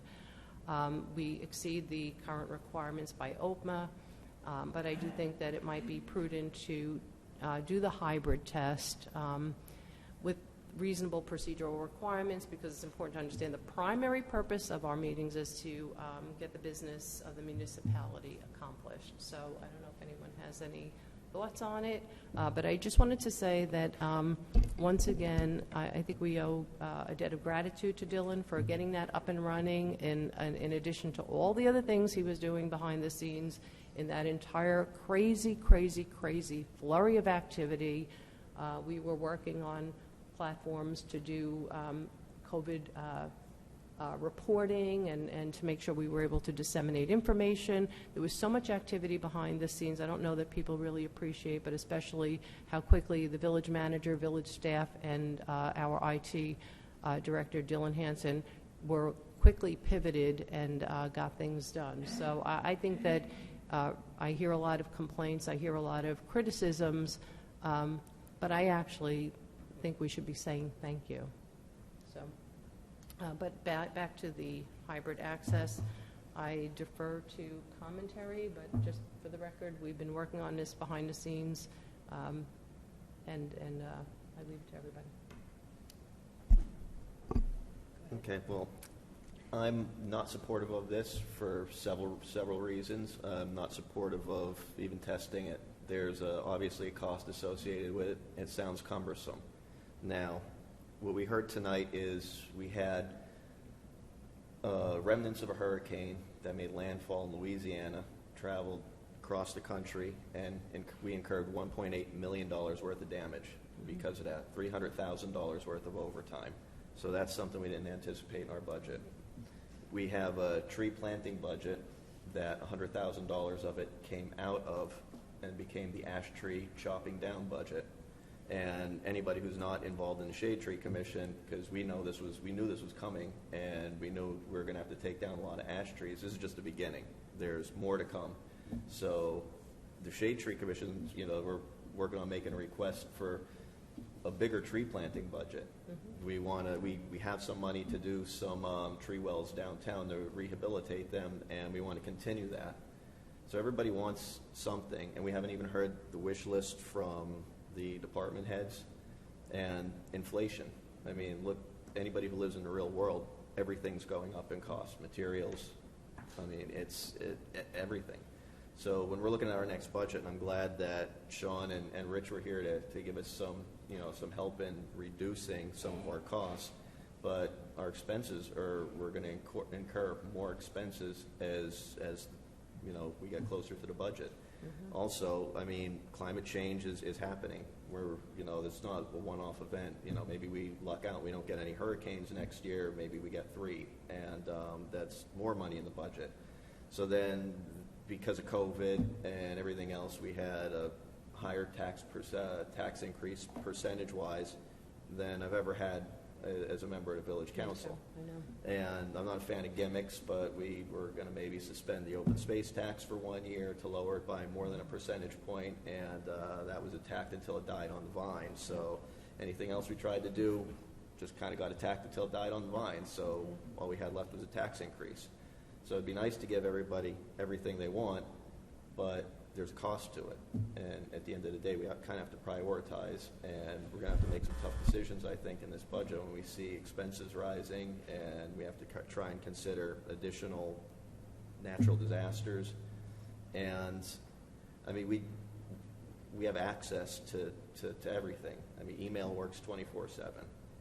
The building is completely ADA compliant. It has to be. It's a government building. It was renovated in 2001, so it has to be in place. We have 2 public comment periods. I mean... You know, I appreciate that, and I will say that I actually tried to figure out how we avoid having Dylan here and having that added cost.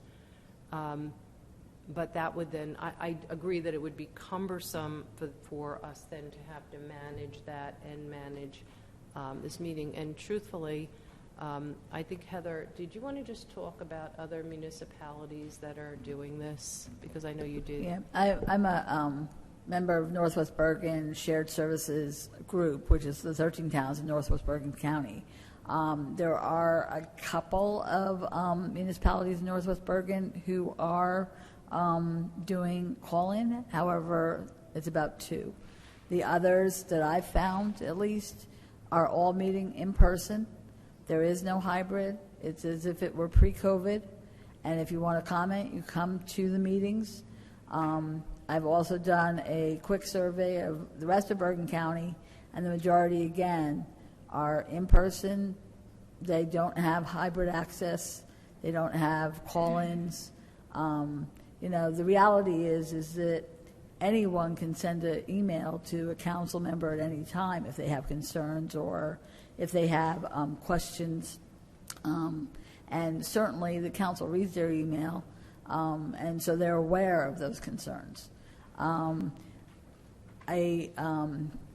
be honest, I did ask them, did you get any pushback from the public when you went pre-COVID and you're just meeting in person? And every single one of them said no. They said the public understands. They understand if they want to be heard, that they can come to Borough Hall, City Hall, Village Hall, and make their comments. So. I'll chime in. I mean, everything that Mike said made complete sense to me.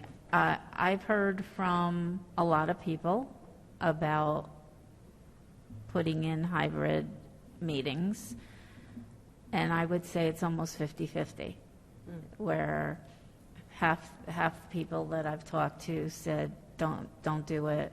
You know, if I want to say something, I'm going to get to the meeting and say something.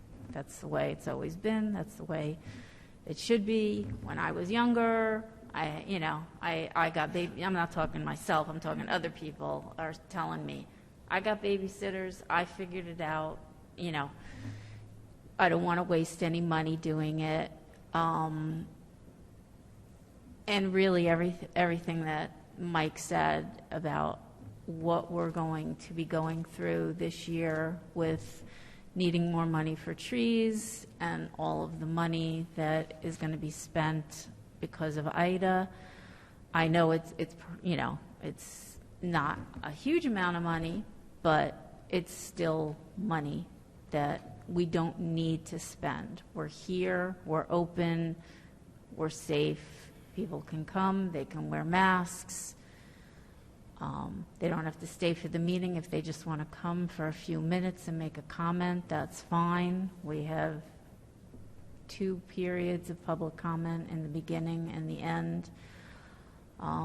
It's interesting to hear what Heather said, that she's only found 2 other communities that do the hybrid, and everybody else is in person only. So I would say I'm not in favor of it. I also, one last thing is, I really hate the idea of, if we did something hybrid, I want to see the person when they make a public comment. I don't want to just hear a voice on a phone. And that's it. Okay. I appreciate what Councilman Seaton said about the large expenses that we're facing. That is an important consideration. However, this goes to the core of democratic process. It goes to the legitimacy of this governing body for us to entertain the public in the way that the public expects to be heard.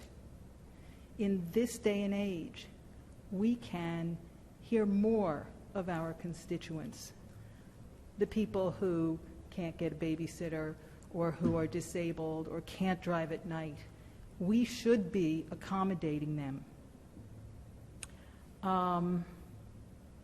One thing that we did during COVID when we were not able to meet in person was we had a procedure whereby people could email their comments and the clerk would read them aloud.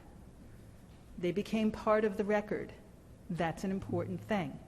Rather than just writing to council members and council members relating what they heard from somebody, it became part of the record.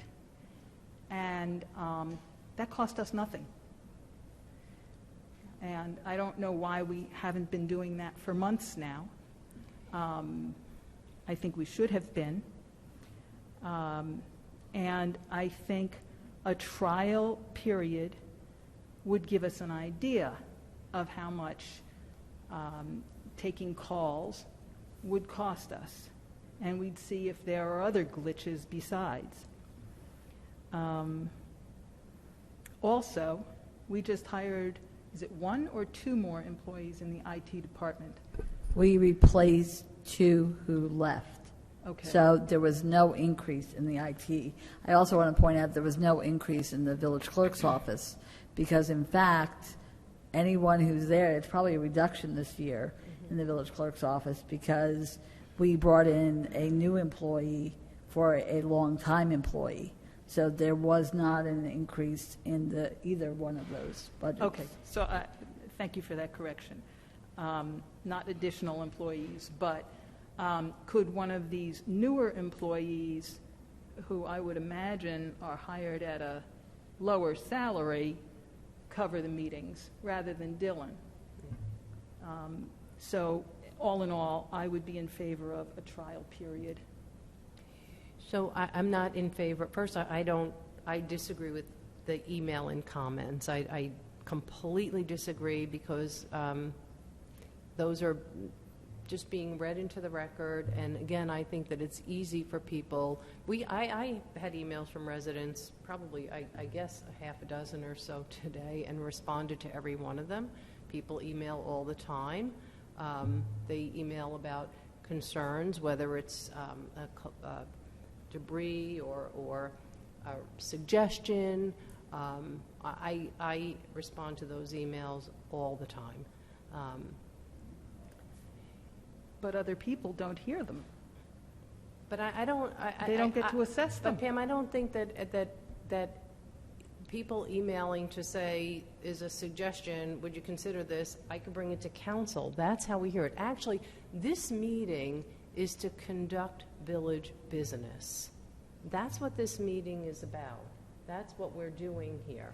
And in conducting village business, I actually want to say that I disagree that hybrid access or emailing in comments adds to the legitimacy. And I've heard, I think last night somebody said transparency, and that we're not transparent because there's no hybrid access or that you're not doing this kind of comment. I so disagree. And I want to just say last night, and actually Mike was there, you were there, Councilwoman Reynolds, obviously, as a member of the planning board, was there. This room was jam-packed. This room was filled to capacity. You were here. So this room was filled to capacity with people who came to engage in a master plan process. A couple of weeks ago, our last meeting, we were discussing the Gold Star Monument, and there were about 30 people here for that meeting, most of whom were elderly veterans. And even tonight, we have people here. And so I don't think that this is an issue of transparency. We're transparent. This is everything we do right here in the public. The use of the word transparency, in my opinion, it's a little nonsensical. We can hear from the public through email. People can email all the time. We hear from folks. I've always been a little bit on the fence about this myself. Hearing Mike, I do agree that, I worked with Bob Rooney just, I guess, last week, was it, to find the money for the tree wells. And we were really kind of looking, and if we start doing this, before you know it, you have $7,000, $8,000, $10,000, $20,000 in added costs, and those are trees, those are things, and it adds up on the bottom line. So I think I'm just going to take a little more time to think about this, and I do think I need to understand the YouTube issue a little bit more, the delay. But I just want to go on the record and say that we did work on this behind the scenes, and I'm going to agree with something Councilwoman Reynolds said. I have a lot of people who strongly object to the addition of that kind of public comment, and I also want to take exception with any suggestion that this is a being dismissive or insensitive to our disabled community, or that it's an accessibility issue. I so disagree. I think it's unfortunate that anyone would even make those suggestions. So I need a little more time to think about this. But I hear my two council colleagues, and I think that right now we're probably not going to go there. So I think it's a cost factor. Okay. Okay, our last item is refurbishment of tree wells in the Central Business District. So we're looking at refurbishing approximately 20 to 22 tree wells in the Central Business District. It will include clearing off the stumps or dying trees, excavating the soil, putting new high-quality soil into the tree well, and then plant trees. There's been a very broad estimate of $35,000 to $45,000. We have funding from previous capital ordinances. As Mayor Newton mentioned, she and Mr. Rooney worked on that together. So it was under $40,000. Obviously, we can have 3 quotes. We will discuss this again on October 6th when the 3 quotes have been obtained. And if the lowest responsible quote is $40,000 or less, we could award a contract at the October 13th public meeting. We could do up to $40,000, so maybe it'll be 18 tree wells, but at least it'll be something. And this is certainly something we can discuss in the 2022 budget, that we would allocate additional funding for additional tree wells. And I think, as Deputy Mayor Steven mentioned, probably it is a good idea to take a street and do that street one year, and then East Ridgewood Avenue is obviously a very long stretch, so you might do certain sections of East Ridgewood Avenue each year. And so it will take several years, because there are other competing capital requests every year, including paving and everything else that we do, buying of vehicles.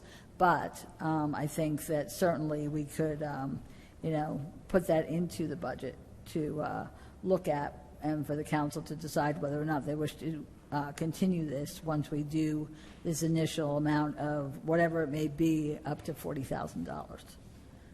So.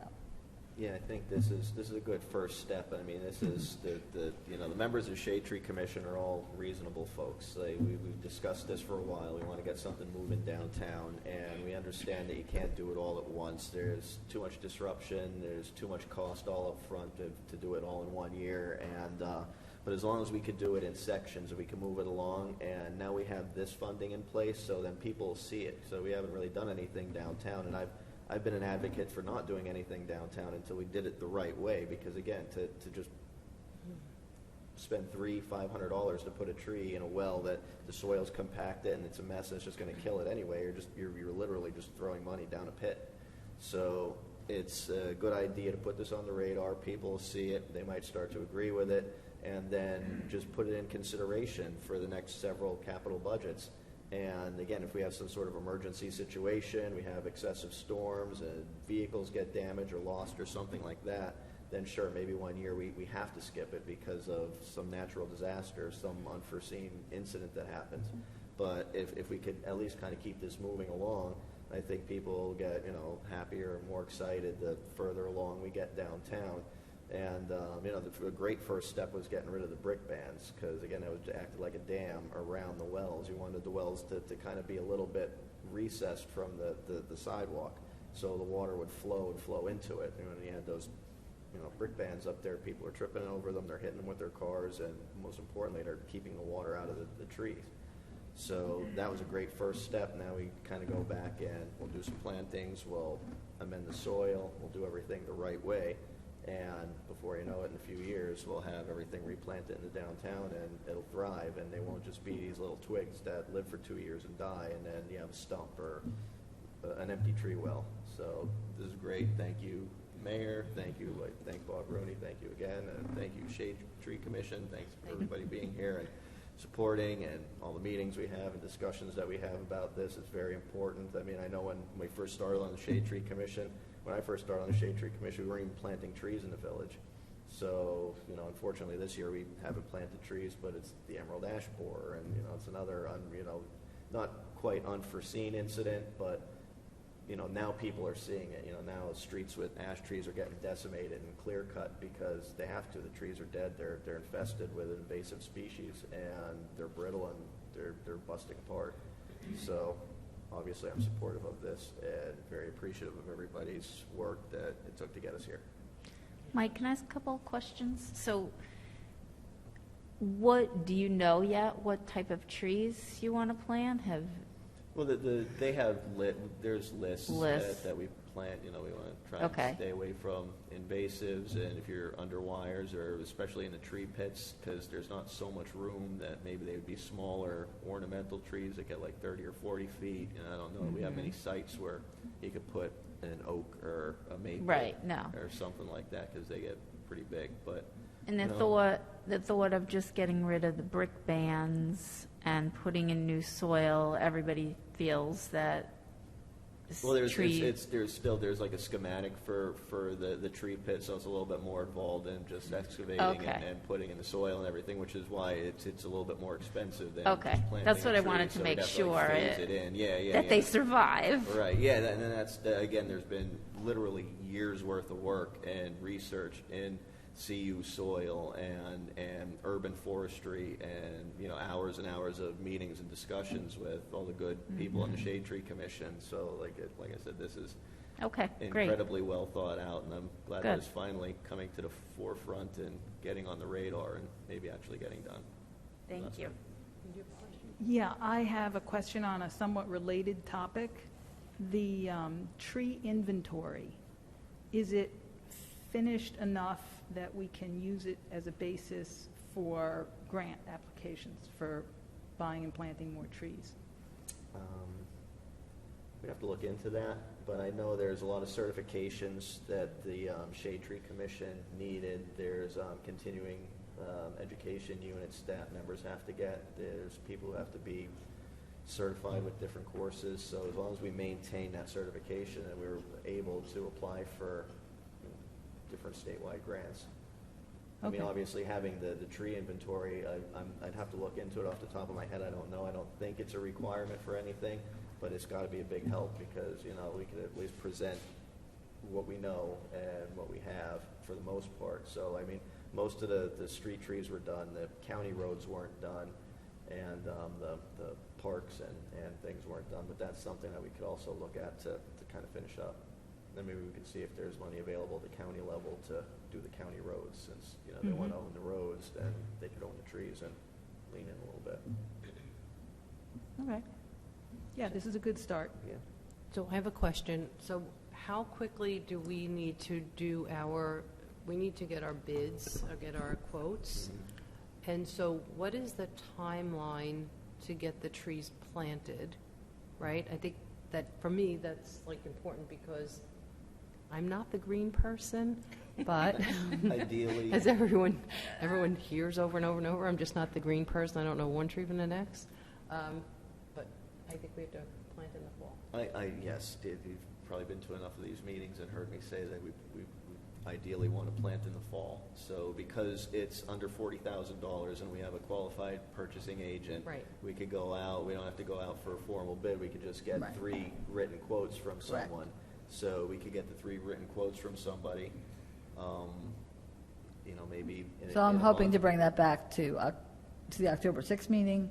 We could award October 13th, and then, you know, hopefully they could, and when we go out for the quotes, we should say we'd like them planted. I think last year we planted trees in November, when we had that separate company come in. Yeah. Or a few. Actually, we had like 3 different landscapers or tree planters come in. And I do believe it was in November. So, you know, if we could get them done before mid-November, you know, we'd be in good shape, I'm sure. It totally Perfect. And depends on I weather. think one year we actually had, it was warmer in December. I think we were able to do the tree planting, some of the plantings in December even, because, you know, the warm weather just stretched out that far. So, Right. you know, if we could get this moving in October and get everybody down there, then like you said, we could have it done at some point in November. Hopefully. So we'll need a resolution, though, still. So if we Right. can get the quotes as quickly as possible, because there might be, how many trees are we planting?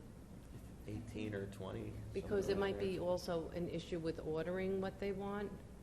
So if we can do, I guess, a special public meeting at some point, if we need to, because I think I just want to get this done. I think we want to clear this off the desk. I think actually, and I think Bob Rooney forgot to mention it, but with the emergency appropriation, which is the $300,000 that he mentioned, he wanted to do that on October 6th at a special meeting.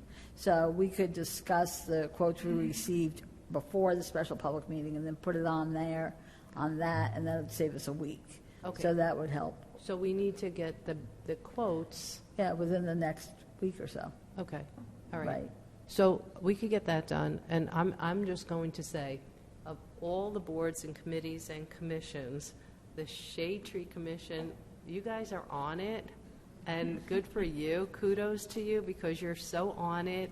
The emails, you're just on it, and good for you. Good for you. Thank you. We got a good bunch there. Yeah, you got a good bunch. All right. Oh, is that it? We're done? We're going back to public comment? Yep. Okay, let's go. Yes. Public comment. Come on.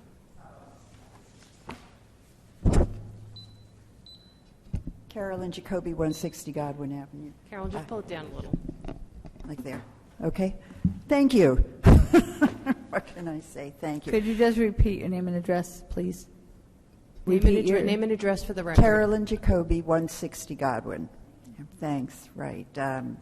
This is heartwarming, if nothing else. But this particular initiative, we have to give all the kudos to Andrew Lowry, because he just went with this. Actually, it should go to Dylan. Not to Dylan. To Declan. You were talking about Dylan. All those I'm D sorry. people. Declan Madden, our arborist, should be. Yeah. I mean, his thing. Because he just went for this quote, because we've been looking at the downtown trees, and we're hoping to also do a test remediation on some wells where there's viability in some trees still that we might not have to take down and might survive if the soil structure in the well itself is maintained. But this particular, going from Maple Ave up to Cottage Place, was Dylan was looking with other arborists about this, and Dylan, Declan. And maybe Dylan will do this too. I don't know. While he's doing other things for you, we'll get Dylan to do that. And Declan said, let's just put this quote in. And Andrew went with this on his, and I just was like, shouldn't we talk about it? And Andrew said, no, we're just going to do this. And I was so pleased, and your response has been really outstanding. Thank you for the support. We look forward to this going on for years to remediate what needs to be done and doing it properly. So thank you.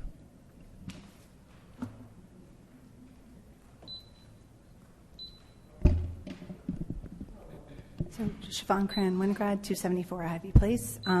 Congratulations to the shade tree. I know you've been advocating for it.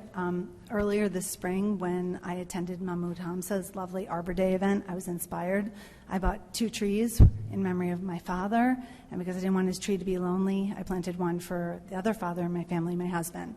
And I dedicated to them. They're citizens. The money has been received, and I'm happy. Both those people could not attend this meeting. My father, when he was was alive, could not attend it because it was now inaccessible to him. And my husband works a job that has long hours and is often in New York City during these meetings. These meetings, whether you choose to believe it or not, offering them only in person, are inaccessible. They're inaccessible to people who we're planting trees in memory of, my father, and they're inaccessible. And I'm sorry that you object to the term, but they are. People who have disabled relatives would argue it. I also want to say that during the comments you were saying if we were a business, if you were in a business, you'd be in trouble. And the reason why is you're assuming that all the information that's coming in here is to say, I want this, I need this. There are 25,000 people out there who have bigger and better ideas to solve the problems. Ridgewood, this business is in trouble. Our taxes are high. Our garbage is in trouble. The 4 of you have skill sets that are limited in general. You need bigger and better skill sets, and that is out there. That is out there, and you are cutting yourself off from hearing about people's complaints, but you're cutting yourself off from solutions.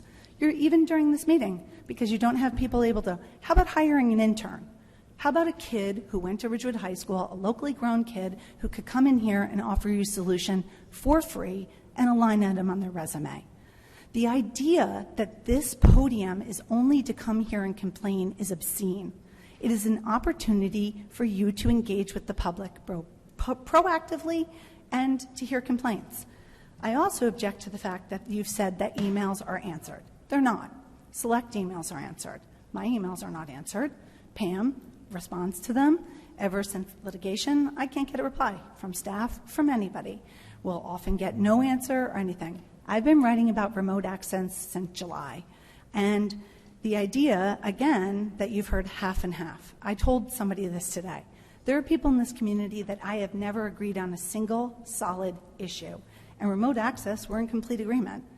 Complete, absolute agreement. The idea that this room is big enough for the problems that are presenting themselves to Ridgewood is obscene. It's antiquated, it's old, and it's narrow. There are 20 people here. There are 24,000 other people in this town who have skill sets and ideas. It's a deep, rich pool out there. I mean, you have people from the private sector before. Mahmoud has inspired people to go out and buy trees. Okay? That's an awesome, beautiful idea. And that happened because he took his message and he amplified it. And you are not seeking solutions within the community, and you're cutting people off. The other thing you talked about, if you're not in person, you shouldn't be here. Well, right back at you. If you're talking to people and you're saying 50% of the people, who says this is a good idea to maintain it? And why have we not demanded that they come here? Why are we saying that all the people that took the time to come here, it's 50-50? Members from the council are invoking hearsay, and I really object to that.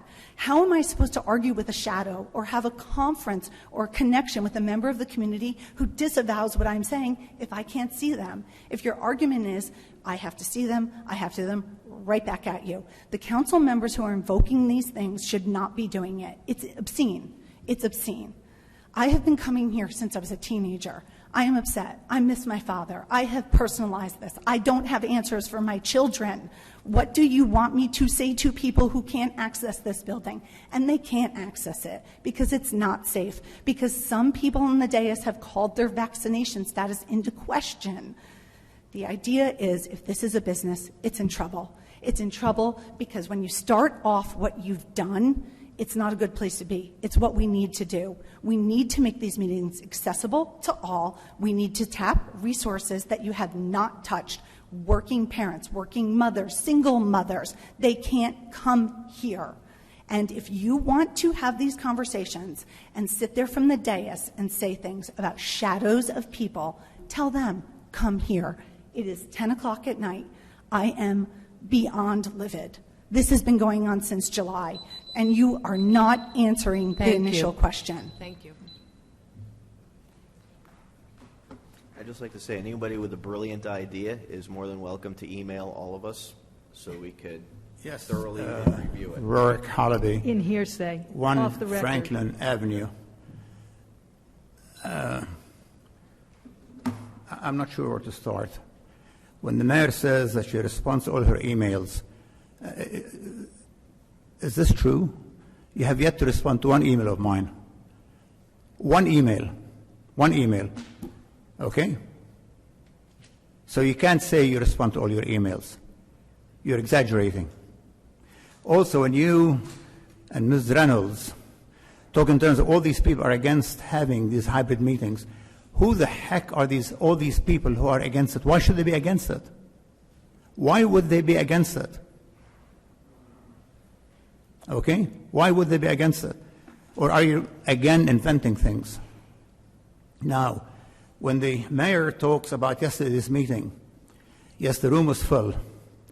If you exclude the members of the planning board, the village employees, employees of consulting firms, and elected officials, there were at most 20 people. 20 people. Now, when I heard the mayor describe this room being full, people just jumping out the windows almost, I could only think of Sean Spicer when he referred to Trump's inauguration thing as being the biggest they've ever had. I mean, we deserve better than to have elected officials treat us like dirt and insult our intelligence, if you will. And when the deputy mayor talks about the cost, the mayor was able to find $15,000 to pay for a public relation firm in Washington for the police, when in fact they should have hired a firm that did anger management. How much money is it going to cost? How much money? How much money? I would rather have a hybrid meeting than plant a tree, because you're bringing people in. And frankly, this is just as an aside, and I've had this discussion with people about the canopy. No one loves trees more than I do, and no one was as incensed by the way you vandalized the 17 trees next to the train station. Vandalized, that's the only word I can think of. And the one way to really work on this would be, because we can't depend on you to do much of anything. You don't have I'll be nice and say, you don't have the bandwidth. Okay? Engage the public. Have a website that works, that attracts people. Have a website that talks about the environment, that talks about the trees. Bring the arborist to bring in tree companies, tree nurseries. If every house in Ridgewood plants a tree a year, okay, in 10 years you'll have 50,000 trees. How many trees have you planted in the last 10 years? Nothing. It's nothing but hot air. I am frankly disgusted. I have been disgusted, and I continue to be disgusted, and you haven't given me any hope for me to feel any better. Get those hybrid meetings going, and this idea of saving money is nonsense, because how much money will it be? How much money? You're so concerned.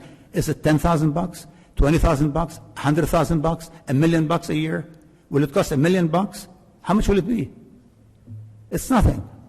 And for the record, by the way, I thought the mayor's comments about Dylan Hanson were unnecessary. I know Dylan. I think he's a fantastic guy. He does a fantastic job. And I really think people know that and what have you. But anyway, I urge you to stop looking at us as a bunch of idiots. We're all much brighter than you are. Believe me. We are much brighter than you are. Treat us with respect. Treat us with respect. Thank you. I'm disgusted. Thank you. Okay. All right. I'm going to close public comments, and I'm just going. Oh, I'm sorry. Lillian Blood, 250 North Maple Avenue. I, too, have written to the council many times. I write to Heather, I write to the others, and I only hear from one person on the council, ever. And I'm ashamed of you, all of you. You don't even have to answer my question. You can just say, received your note, we'll check it over, or something, but you don't do that at all. The other thing is when I'm sitting back here, Michael isn't talking to me, he's talking to Susan. When Heather is talking, she's talking to us, actually, more than any of the council people. You talk to each other up there. So I feel like I'm not even part of this. I'm just listening in on a conversation. The mic system isn't so great, and with masks, it makes it even difficult. So it seems to me that a lot of you don't know what you're going to be talking about, and then you have to ask each other questions up there. It would be nice if you know what the agenda is and know what the person who's going to talk is going to talk about, so that Lorraine doesn't have to ask Michael about this, which is something that maybe she should have known ahead of time, since Michael had his speech or whatever it was already assembled. Anyway, I do think that having more of the public to know what's going on is better for you, because otherwise we think that you're all in collusion with one another and not listening to us. That's all I have to say. Thank you. Thank you.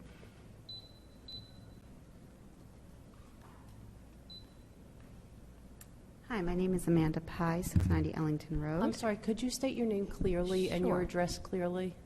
Amanda Pye, 690 Ellington Road. What was your last name again? Pie. Like P like Peter, I like ice cream. Like 3.14? Math? I'm sorry, I don't think we can understand you. I know you were here last night. I had a hard time even hearing you last night. So can you understand me now as I'm speaking, or are you still having a hard time? Okay, Amanda, go ahead. Yes, thank you. Wonderful. So I'm here because I would like to say when we know better, we do better. And one of those things is the master plan from yesterday, which I really appreciated. We haven't updated that since 1983. I grew up in Ridgewood. I'm a lifelong resident. Family, friends, everybody comes back, right? So it's a wonderful thing that we're doing. We're updating it. So in time, things change, right? Flat screen TVs, back cameras on cars, and so forth.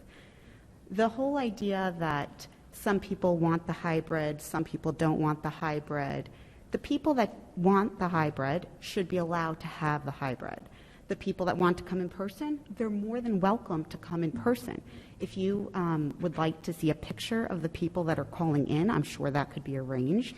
I know it was stated that the BOE has a separate system. If we can't use the same system they have, because even if there are technological difficulties, which everybody has, it is 2021. And as, Siobhan said previously, it was funny because I was sitting there coming up with solutions to everything being said, and I too thought of an intern. I thought of a college intern who would love the opportunity to work for the council, would have no problem coming in at 10 o'clock at night or shutting down at midnight, whatever time it ends. And I think there are working parents that, yes, some people maybe can get a babysitter, some people maybe cannot get a babysitter for whatever reasons. Finances, time, availability. There are a plethora of issues. We have a community of over 30,000 residents. We should be addressing and accessing that pool of talent. We should offer solutions. We should not be closed-minded and say this is going to cost money and therefore we can't do it. We should say we can accommodate both sets. Those that want to come in person, you can see their face, they can come in person. Those that want to be able to listen in or participate, whether they're commuting and want to come home, whether they're elderly, whether they have small children, for whatever various reasons, they should be allowed as well. It's an injustice and a disservice not to include the rest of the community and allow them the opportunity to be a part of what is happening in the community that they live. I don't know when questions get answered, but I do want to pose the question of, besides the potential financial, which we don't know the number on that, amount of what it would cost to figure out the hybrid system. Obviously, we've offered solutions tonight, and the community, I'm sure, has other solutions. There might be a volunteer that can do it as well as an intern. I would like to know, what does it hurt to accommodate both parties, those that want the in-person and those that would like to have the opportunity to call in or listen from home? So my question becomes, what is the harm besides the potential financial, which we've already said there are solutions to that, and we don't have a dollar amount to know if it's worth it or not?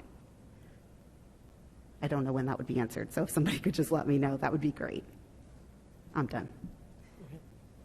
Would anybody like to tell me when that could be answered? I don't understand. Do you understand? So I have two questions. My first question is... It's a comment. This is comment. Right. So could you let me know how I would be able to get an answer? That's my question.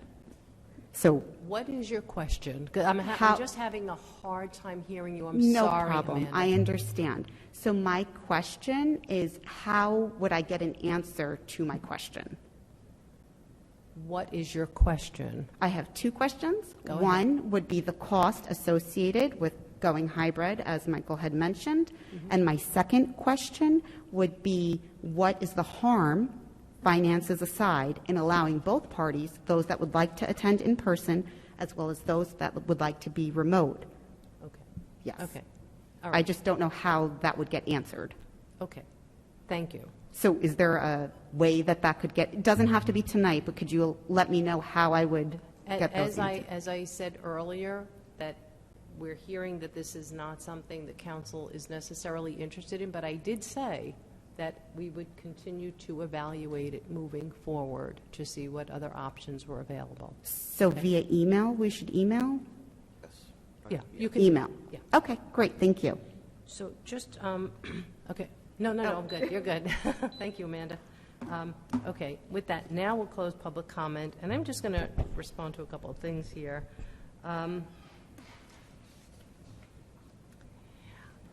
We're going to talk about hearsay, and you know, we hear a lot from folks. We hear a lot from residents. They call us. I don't think that... Okay.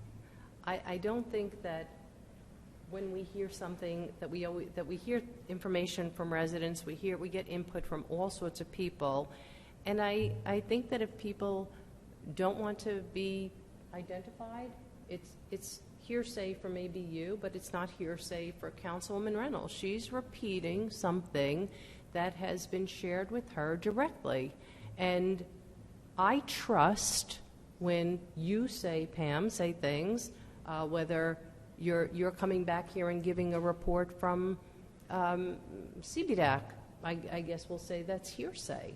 So there's a lot of conversations people have, and they impart that information as council members.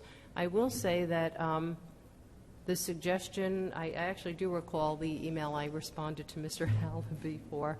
I should send it, I'll forward it to him so he sees it. But I did want to share this.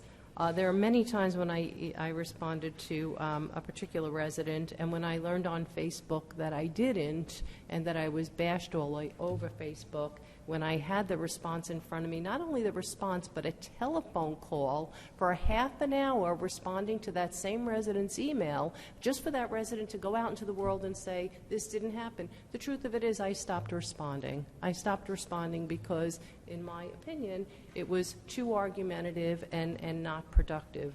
So in fairness to that person, I personally choose, unless it's something urgent and an issue that needs immediate attention, those discussions can happen here at Village Council. I think that that's a fair approach. And with that, I guess we'll I have a comment. Sure. Hearsay is an out-of-court statement offered to prove the truth of the matter asserted. We are not a court, but we are decision makers. As a decision maker and as a trained lawyer, I cannot accept hearsay as the basis of my decisions, and I will not. Well, some people have the right, residents have the right to contact their representatives and say, in confidence, this is their concern. If you feel a need to violate people's right to anonymity, that's your prerogative. We don't have that right, but certainly people who call on confidential matters or something, they're concerned that someone will be in their face and bullying them over. They have the right then to remain, they're not in the public crosshairs like we are, where people can come here and say whatever they want to us. They call us vandals, criminals, corrupt. They can call us all those names. But residents who want to remain anonymous because they don't want to be the blog fodder or face bullied on Facebook, in fairness to those people, I think that I respect their right to remain anonymous. I think I should respect that, and I think that Councilwoman Reynolds is right to respect it, and I think that we have an obligation to respect people's right to confidentiality when they come to us with a concern. Not everything not everyone wants to be in the crosshairs. And I have to say that it is likely the desire to be more anonymous is likely because of the level of bullying and personal attacks on social media. So I think that that's much of the reason. And so when we look at people who want to be outspoken or come to Village Council with a concern, I think that we have pushed people into the shadows, or by community, some in our community have pushed people into the shadows because of the type of bullying, the relentless bullying that goes on, and it really needs to end. So in that note, we'll take a resolution to go into closed session. Be it resolved by the Village Council of the Village of Ridgewood that the Village Council meet in closed session on September 22, 2021 at 7:30 p.m. or as soon thereafter as the matter on the agenda can be reached, and that said closed session be held in the caucus room of the Ridgewood Village Hall, 131 North Maple Avenue, Ridgewood, New Jersey, and be it further resolved that the matters to be discussed in closed session are limited to personnel matters to include Police Department and Parks Department. These matters are allowable under NJSA 10:4-12 et sec, and be it further resolved that the minutes of this meeting shall be made available to the general public when such matters have been deemed completed by resolution of the Village Council. May I have a motion to adjourn? So moved. Sorry. It's okay. Second. Aye. Aye. Aye. All in favor? Anyone opposed? None. And Lorraine, you seconded. Thank you.